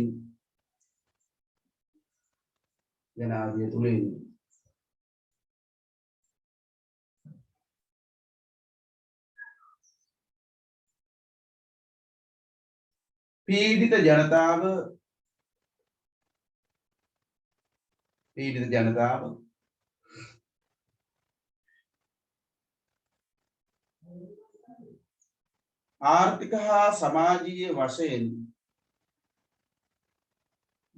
ආර්ථික හා සමාජීය වශයෙන්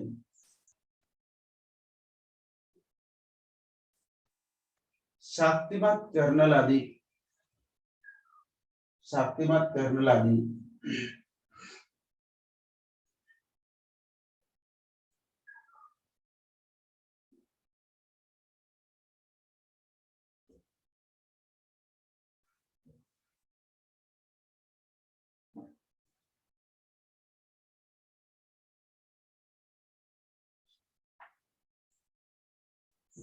හතරවෙනි කාරණේ ලියන්න පුතේ අපි ලියන්නේ හතරවෙනි කාරණේ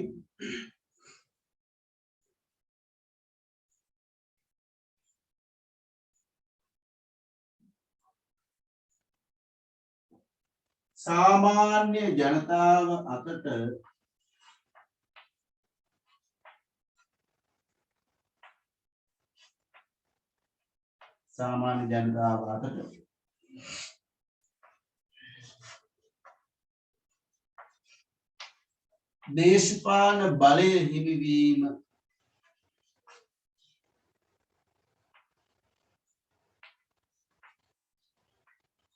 දේශපාලන බලය හිමිවීම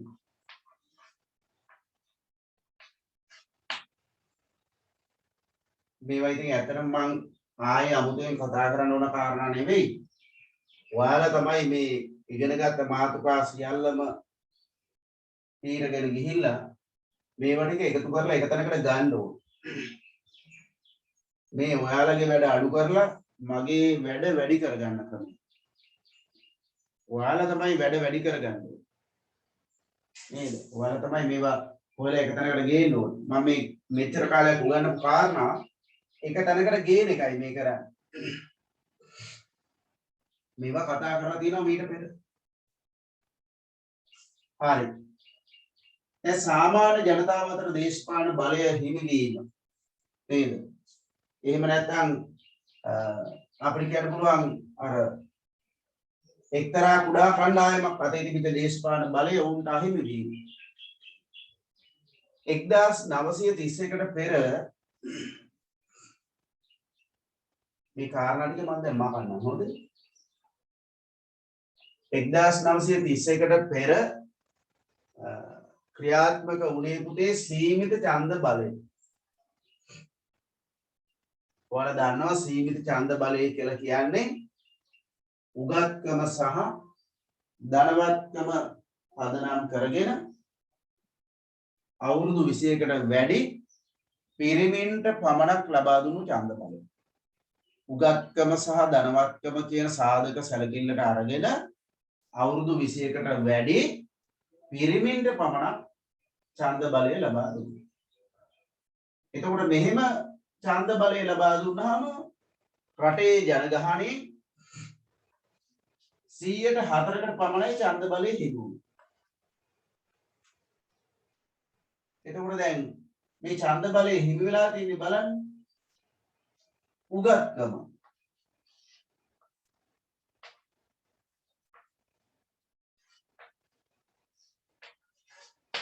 ඒ කාලේ හැටියට උගත්කම කියලා කියන්නේ සමාජ බලයක්. එයි ඒ කාලේ උගත්කම වශයෙන් සැලකුවේ ඉංග්‍රීසි උගත්.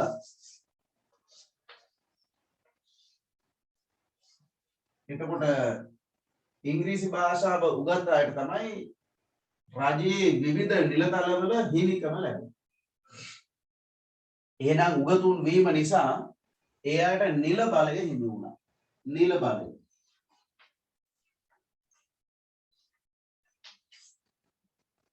ඊළඟට මේ ඡන්ද බලය හිමි වුණේ ධනවතුන්ට. උගත් වගේ මේ අය ධනවත්. මොකද උගත් වෙන්න නම් උගතෙක් වෙන්න නම් ධනයේ හිමිකම තියෙන්න ඕනේ ඒ කාලේ හැටියට. ධනයේ හිමිකමක් නැතුව කවදාකවත් උගතෙක් වෙන්න පුළුවන් වෙන්නේ නැහැ. ඒ නිසා ඒගොල්ලන්ට ධන බලයක් තිබුණා. උගතෙක් වීම නිසා නිල බලය නැත්නම් සිවිල් බලය ලැබුණා. ධනවතෙක් වීම නිසා ධන බලය ලැබුණා. මේ දෙක තියෙන නිසා ඡන්ද බලය ලැබුණා. ඒකෙන් දේශපාලන බලය හිමිවුණා.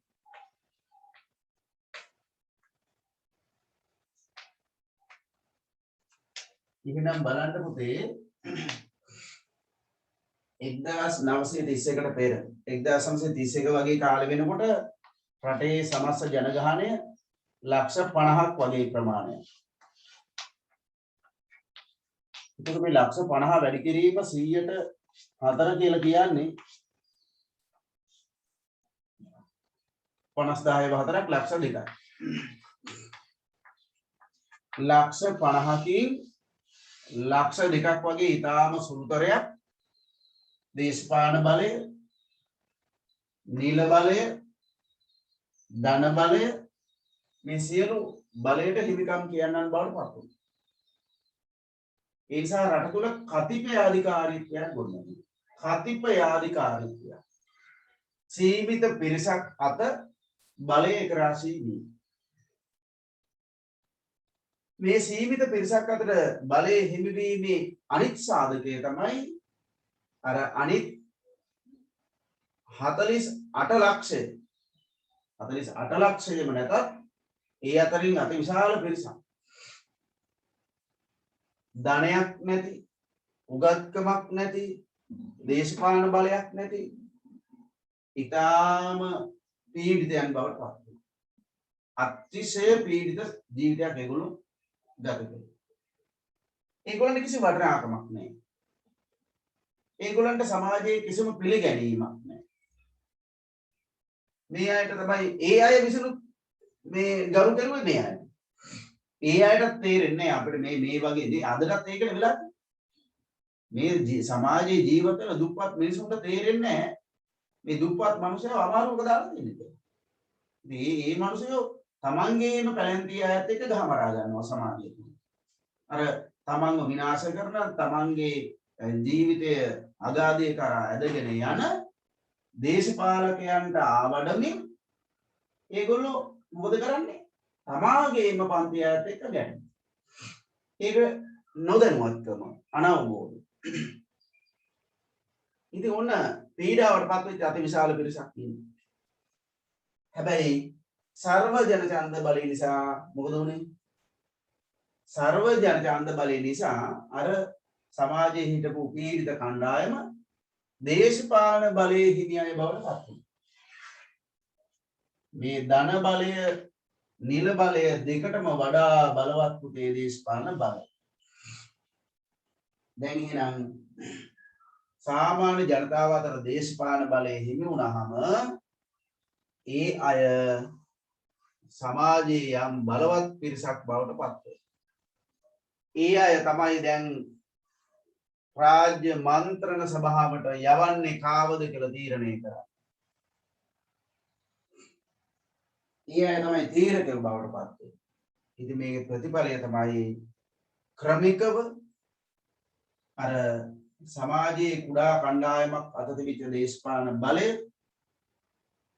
මේ නිර්ධන කණ්ඩායම අතර එනවා. ඒ අය දේශපාලන බලය සහිත වූවන් බවට පත් වෙනවා. පසු කාලීනව රටේ ව්‍යවස්ථාදායකේ නියෝජිතයන්, විධායකේ නියෝජිතයන් බවට මේ අය පත් වෙනවා. ඒකේ පළවෙනි අවස්ථාව වශයෙන් අපි මීට ඉස්සරලා කියලා දිනෝ 1936 මැතිවරණයේදී රත්නපුරේ රුවන්වැල්ල කියන ඡන්ද කොට්ටාශය නියෝජනය කරමින් මැතිවරණයට ඉදිරිපත් වුණා. ඔය කියන රදල පැලැන්තියේ එහෙම නැත්නම් අර දේශපාලන බලය, ධන බලය, උගත්කම මේ සියල්ලම තියෙන කෙනෙක් විදිහට ඇඩ්ලින් මොලමුරේ කුමාරියා. ඇඩ්ලින් මොලමුරේ කුමාරියා.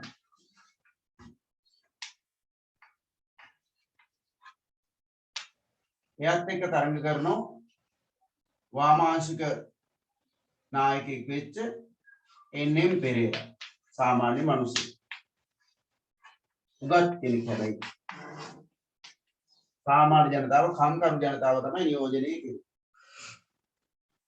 ඉතින් මේ මැතිවරණයේදී ඇඩ්ලින් මොළමුරේ කුමාරිහාම කියන ධනවත් උගත් රදල කාන්තාව පරාජයට පත් කරලා මේ සාමාන්‍ය පවුලකින් පැවතගෙන ආපු කම්කරුවන් නියෝජනය කරපු ආර්ථික විද්‍යා විශේෂඥයෙක් වෙච්ච පසුකාලීනව ආසියාවේ හොඳම ආර්ථික මොළය වශයෙන් සැලකපු එන්.එම්. පෙරේරා පාර්ලිමේන්තුවට රාජ්‍ය මන්ත්‍ර සභාවට එනවා පළවෙනි වතාවට.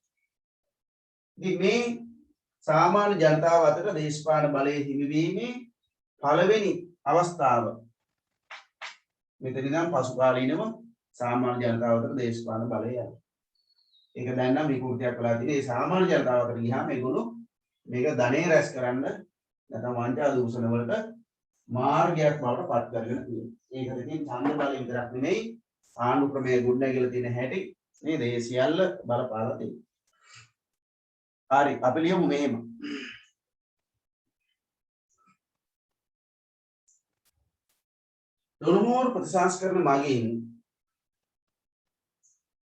දොරමෝර ප්‍රතිසංස්කරණ මාගෙන්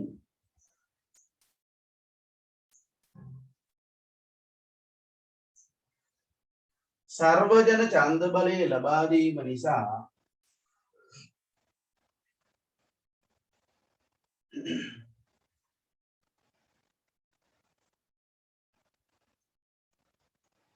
සර්වජන ඡන්ද බලය ලබා දීම නිසා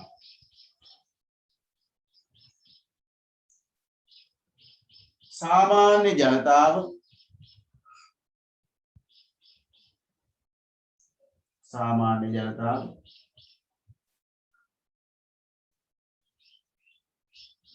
දේශපාලන වශයෙන් ශක්තිමත් විය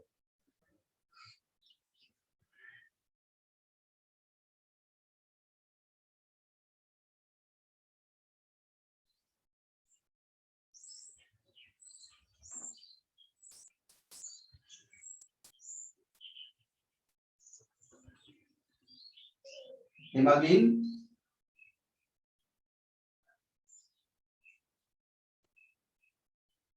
සාමාන්‍ය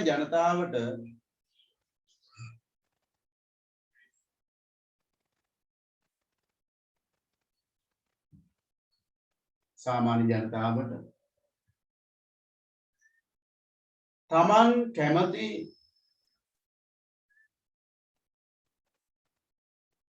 නියෝජිතයෙකු තෝරා ගැනීමේ අවස්ථාව හිමි විය. තමන් කැමති නියෝජිතයෙකු තෝරා ගැනීමේ අවස්ථාව හිමි විය.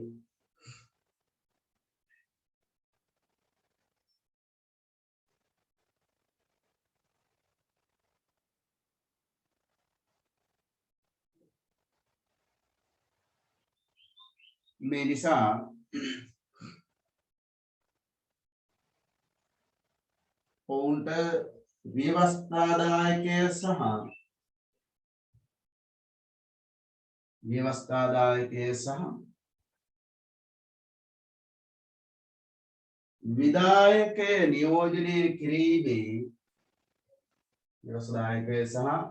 විධායකය නියෝජනය කිරීමේ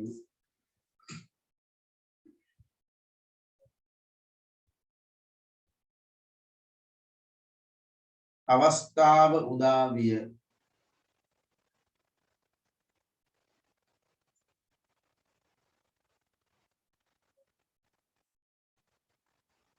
නිදසුන් ලියන්න.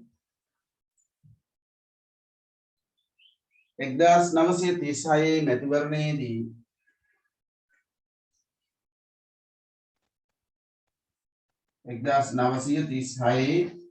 මැතිවරණයේදී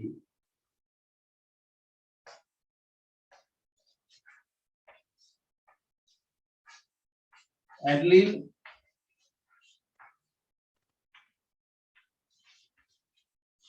මොළමුරේ කුමාරිහාම ෆ්‍රැන්සිස් මොළමුරේගේ නෝනා ඇඩ්ලින් මොළමුරේ කුමාරිහාම නම් රදල කාන්තාව පරාජය කරමින්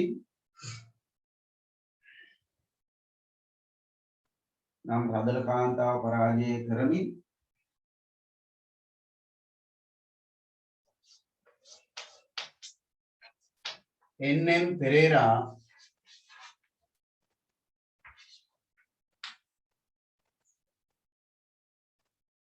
राज्य मंत्र सभाවට තේරීපත් වීම राज्य मंत्र सभाවට තේරීපත් වීම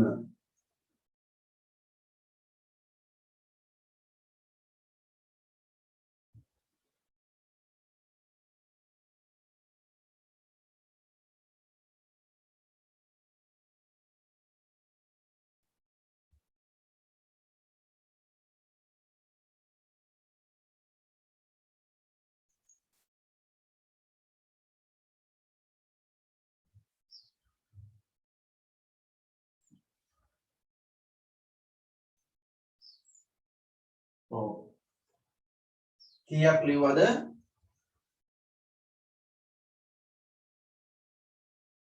4ක්. 4යි. පස්වෙනි එක ලියන්න.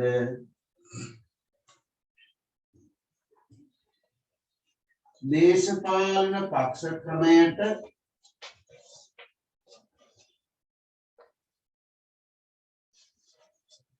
පදනම වැටීම.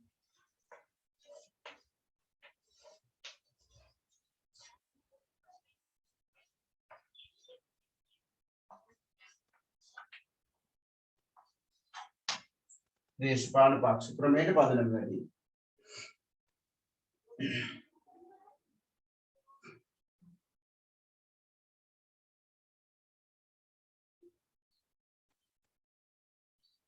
මේ කාරණයට හේතු වෙච්ච ප්‍රධානම යෝජනාව තමයි සර්වජන ඡන්ද බලය හඳුන්වා දීම. සර්වජන ඡන්ද බලය හඳුන්වා දුන්නාට පස්සේ මැතිවරණ පැවැත්වුවා. මැතිවරණයට තරඟ කිරීම සඳහා දේශපාලන පක්ෂ බිහි වුණා. එතකොට 1935 දී තමයි පටන් ගන්නේ. 1935 දී ලංකා සම සමාජ පක්ෂය බිහි වෙනවා.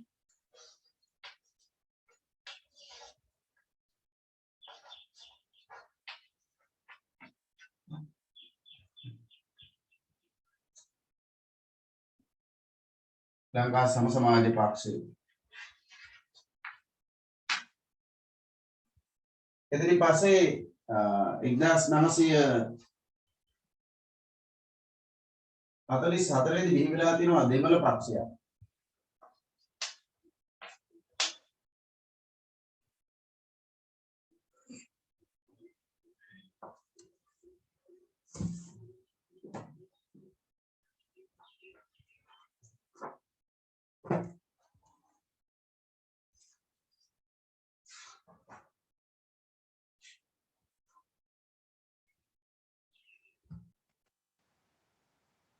ඔව් 1944ට පෙර 1939 දී බිහි වෙලා තියෙන පක්ෂයක්. මේකට කියන්නේ ඉන්දියානු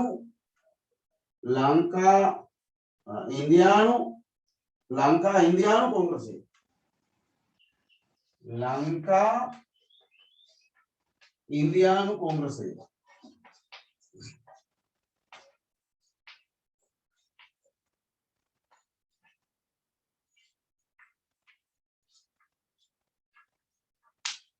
ඊට 1944 බිහි වෙලා තියෙනවා.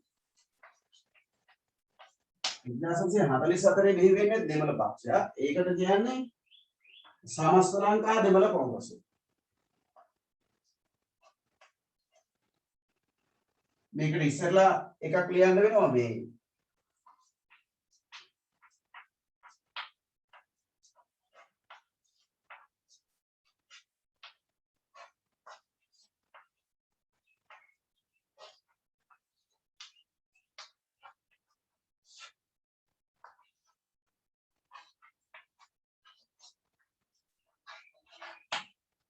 එක්දාස් 1943 දී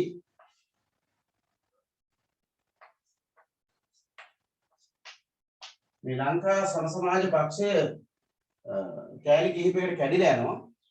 මේ කැඩී යාම නිසා බිහි වෙනවා තව පක්ෂයක් ශ්‍රී ලංකාවේ කොමියුනිස්ට් පක්ෂය කියලා. ඒ කාලේ ශ්‍රී නැහැ නේද? දැන් අපි කිව්වට දැන් ශ්‍රී ලංකාවේ තියෙන කොමියුනිස්ට් පක්ෂය.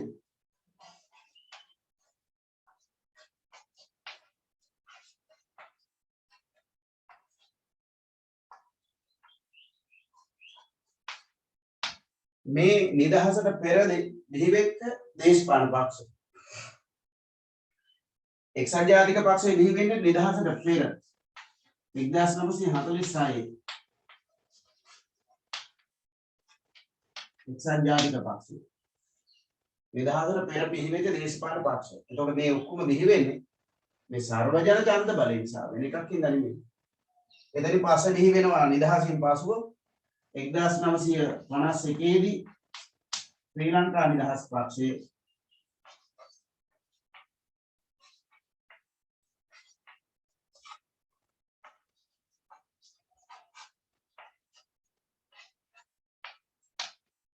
එක්දාස් 965 දී ජනතා විමුක්ති පෙරමුණ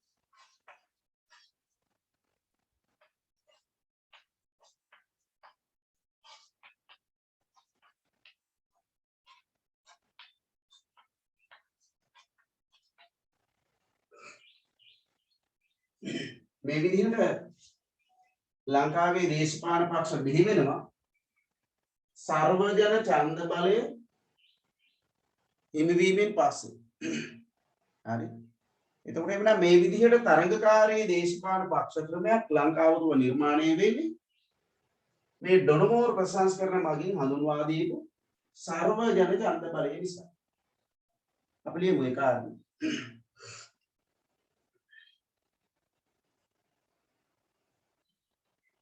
ඩොනමෝර් ප්‍රතිසංස්කරණ මගින් ඩොනමෝර් ප්‍රතිසංස්කරණ මගින්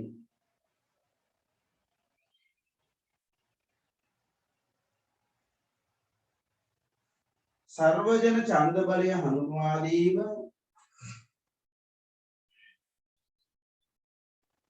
සර්වජන ඡන්ද බලය හඳුන්වා දීම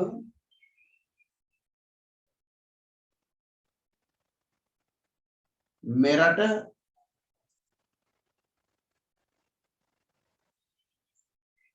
තරඟකාරී දේශපාලන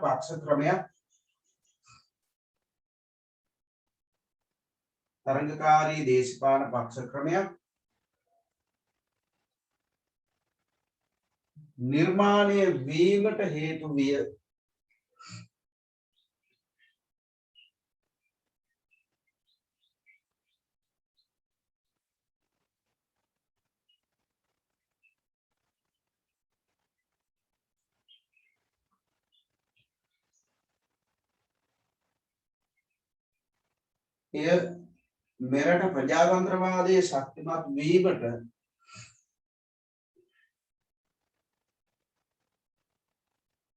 එය මෙරට ප්‍රජාතන්ත්‍රවාදයේ ශක්තිමත් වීමට ඍජුවම හේතු විය.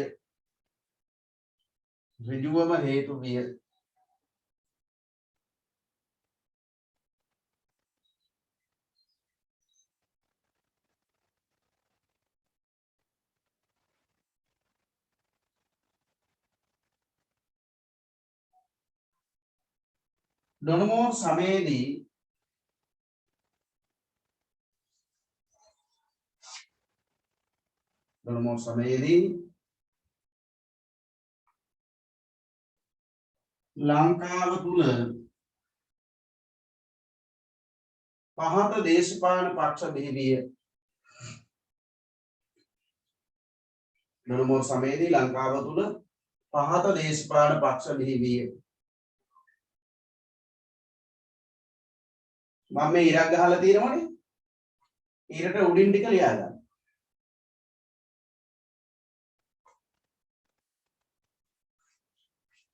උදාහරණ වල ලියන්න උදාහරණ කියලා දාලා ඔන්න ඔය ටික ලියන්න.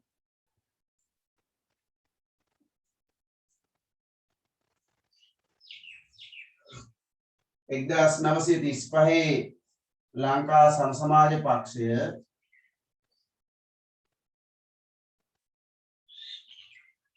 එක්දාස් 939 ලංකා ඉන්දියානු කොංග්‍රසය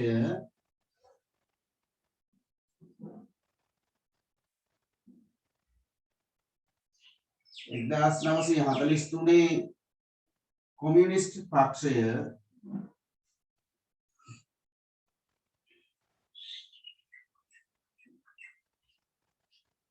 ඉක්දාස් 944 සමස්ත ලංකා දෙමළ කොංග්‍රසය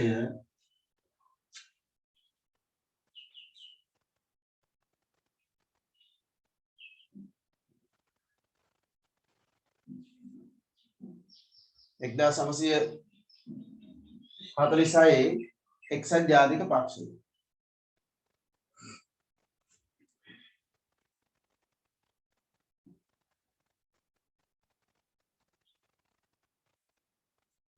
ඕන ඔය විදිහේ දේශපාලන පක්ෂ ක්‍රමයක් තරඟකාරී පක්ෂ ක්‍රමයක් ලංකාව තුළ නිර්මාණය වෙනවා. පසුව මිහි වෙන දේශපාලන පක්ෂත් මේ සර්වජන ඡන්ද බලය ක්‍රියාත්මක වීම නිසා තමයි නිර්මාණය වෙන්නේ.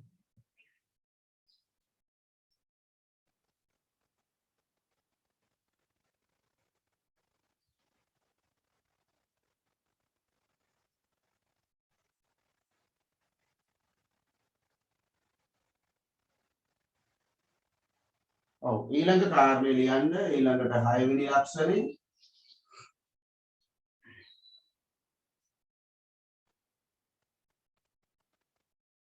ජනතා දේශපාලන අවබෝධය සහ දේශපාලන සහභාගීත්වය ඉහළ යාම. ජනතා දේශපාලන අවබෝධය සහ දේශපාලන සහභාගීත්වය ඉහළ යාම. දෙකක් එකට එකතු කරමු. ජනතා දේශපාලන අවබෝධය සහ දේශපාලන සහභාගීත්වය ඉහළ යාම.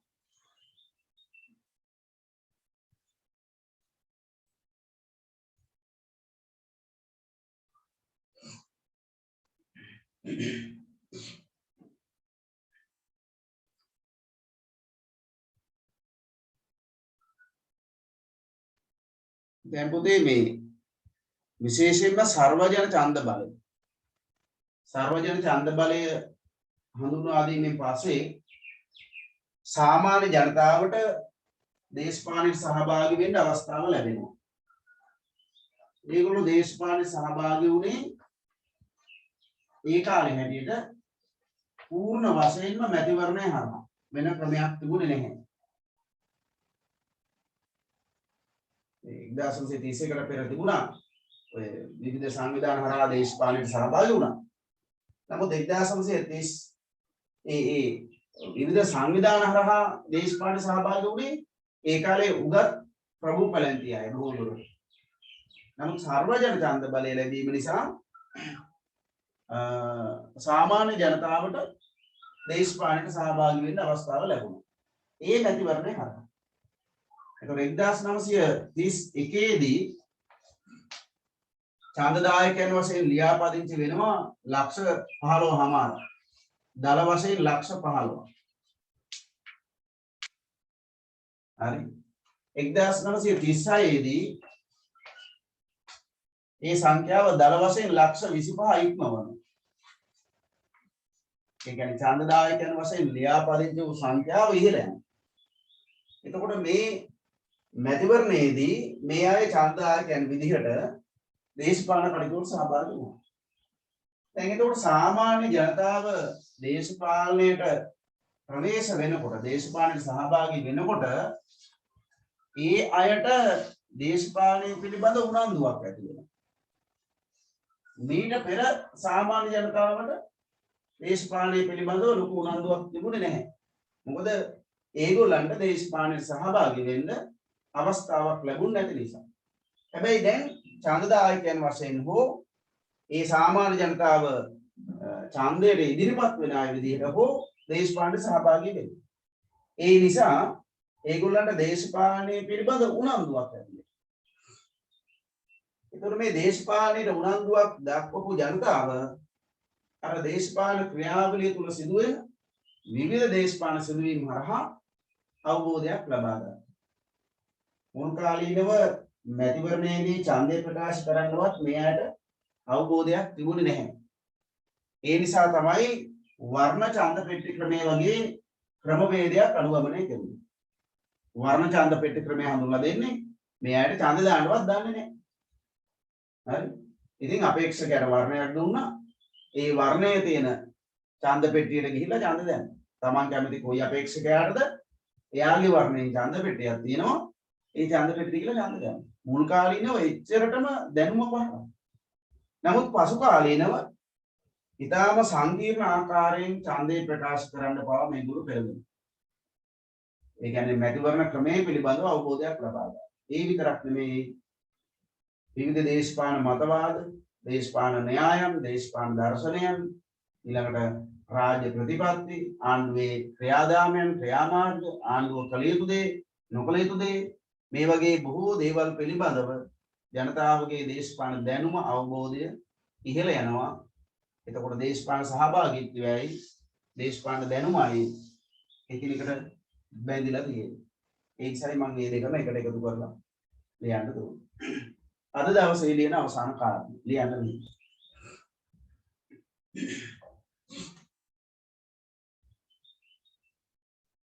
1931කට පෙර 1931කට පෙර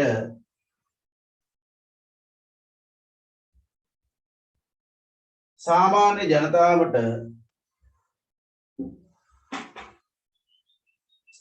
ජනතාවට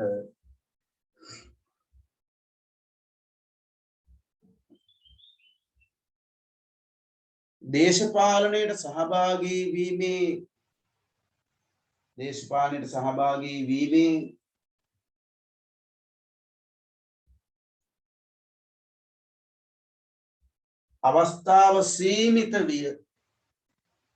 අවස්ථාව සීමිත විය.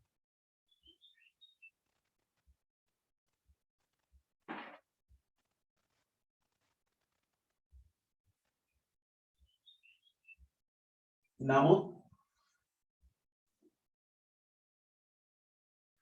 සර්වජන ඡන්ද බලය ලබා දීම නිසා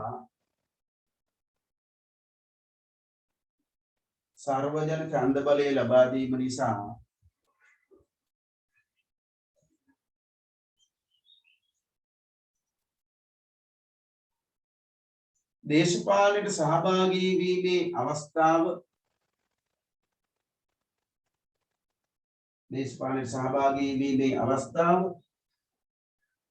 පුළුල්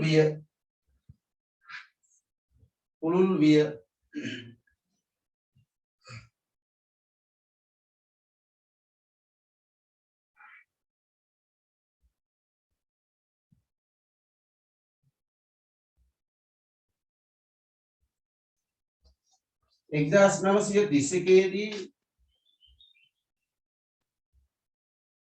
1931 දී ඡන්දදායකයන් ලෙස ලක්ෂ 15කට වැඩි ප්‍රමාණයක්ද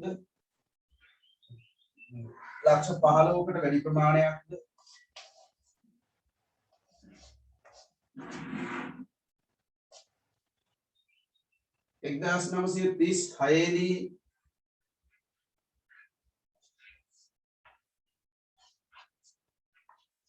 ලක්ෂ 25කට වැඩි ප්‍රමාණයක්ද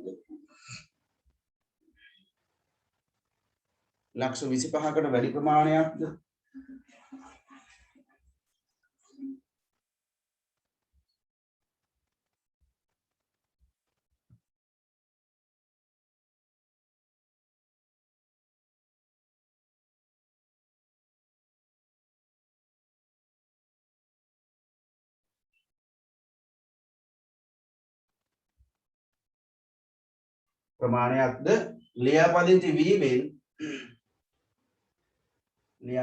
වීමෙන්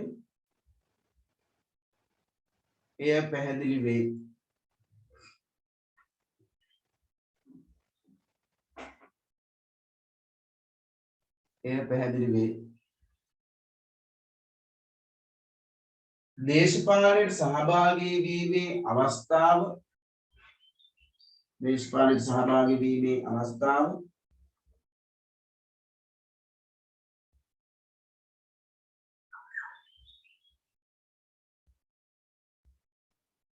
පුළුල් වීම හේතුවෙන් පුළුල් වීම හේතුවෙන්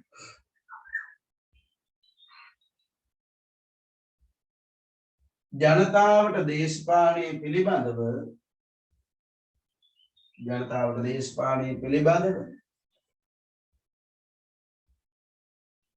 උනන්දුවක් ඇති විය දේශපාලනය පිළිබඳව උනන්දුවක් ඇති විය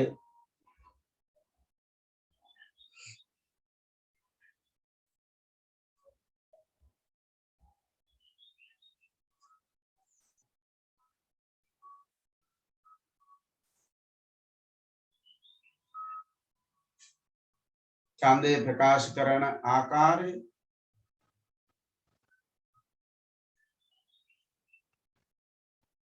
ඡන්දය ප්‍රකාශ කරන ආකාරය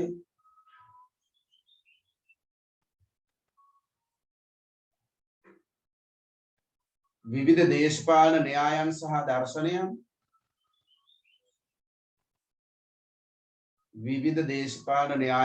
දර්ශනයන්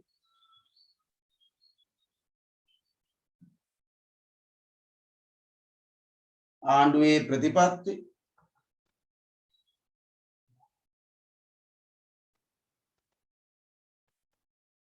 යනාදිය පිළිබඳව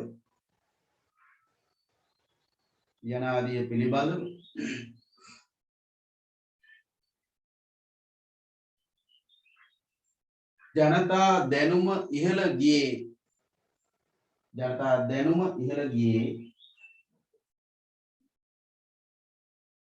මෙහි ප්‍රතිඵලයක් වශයෙනි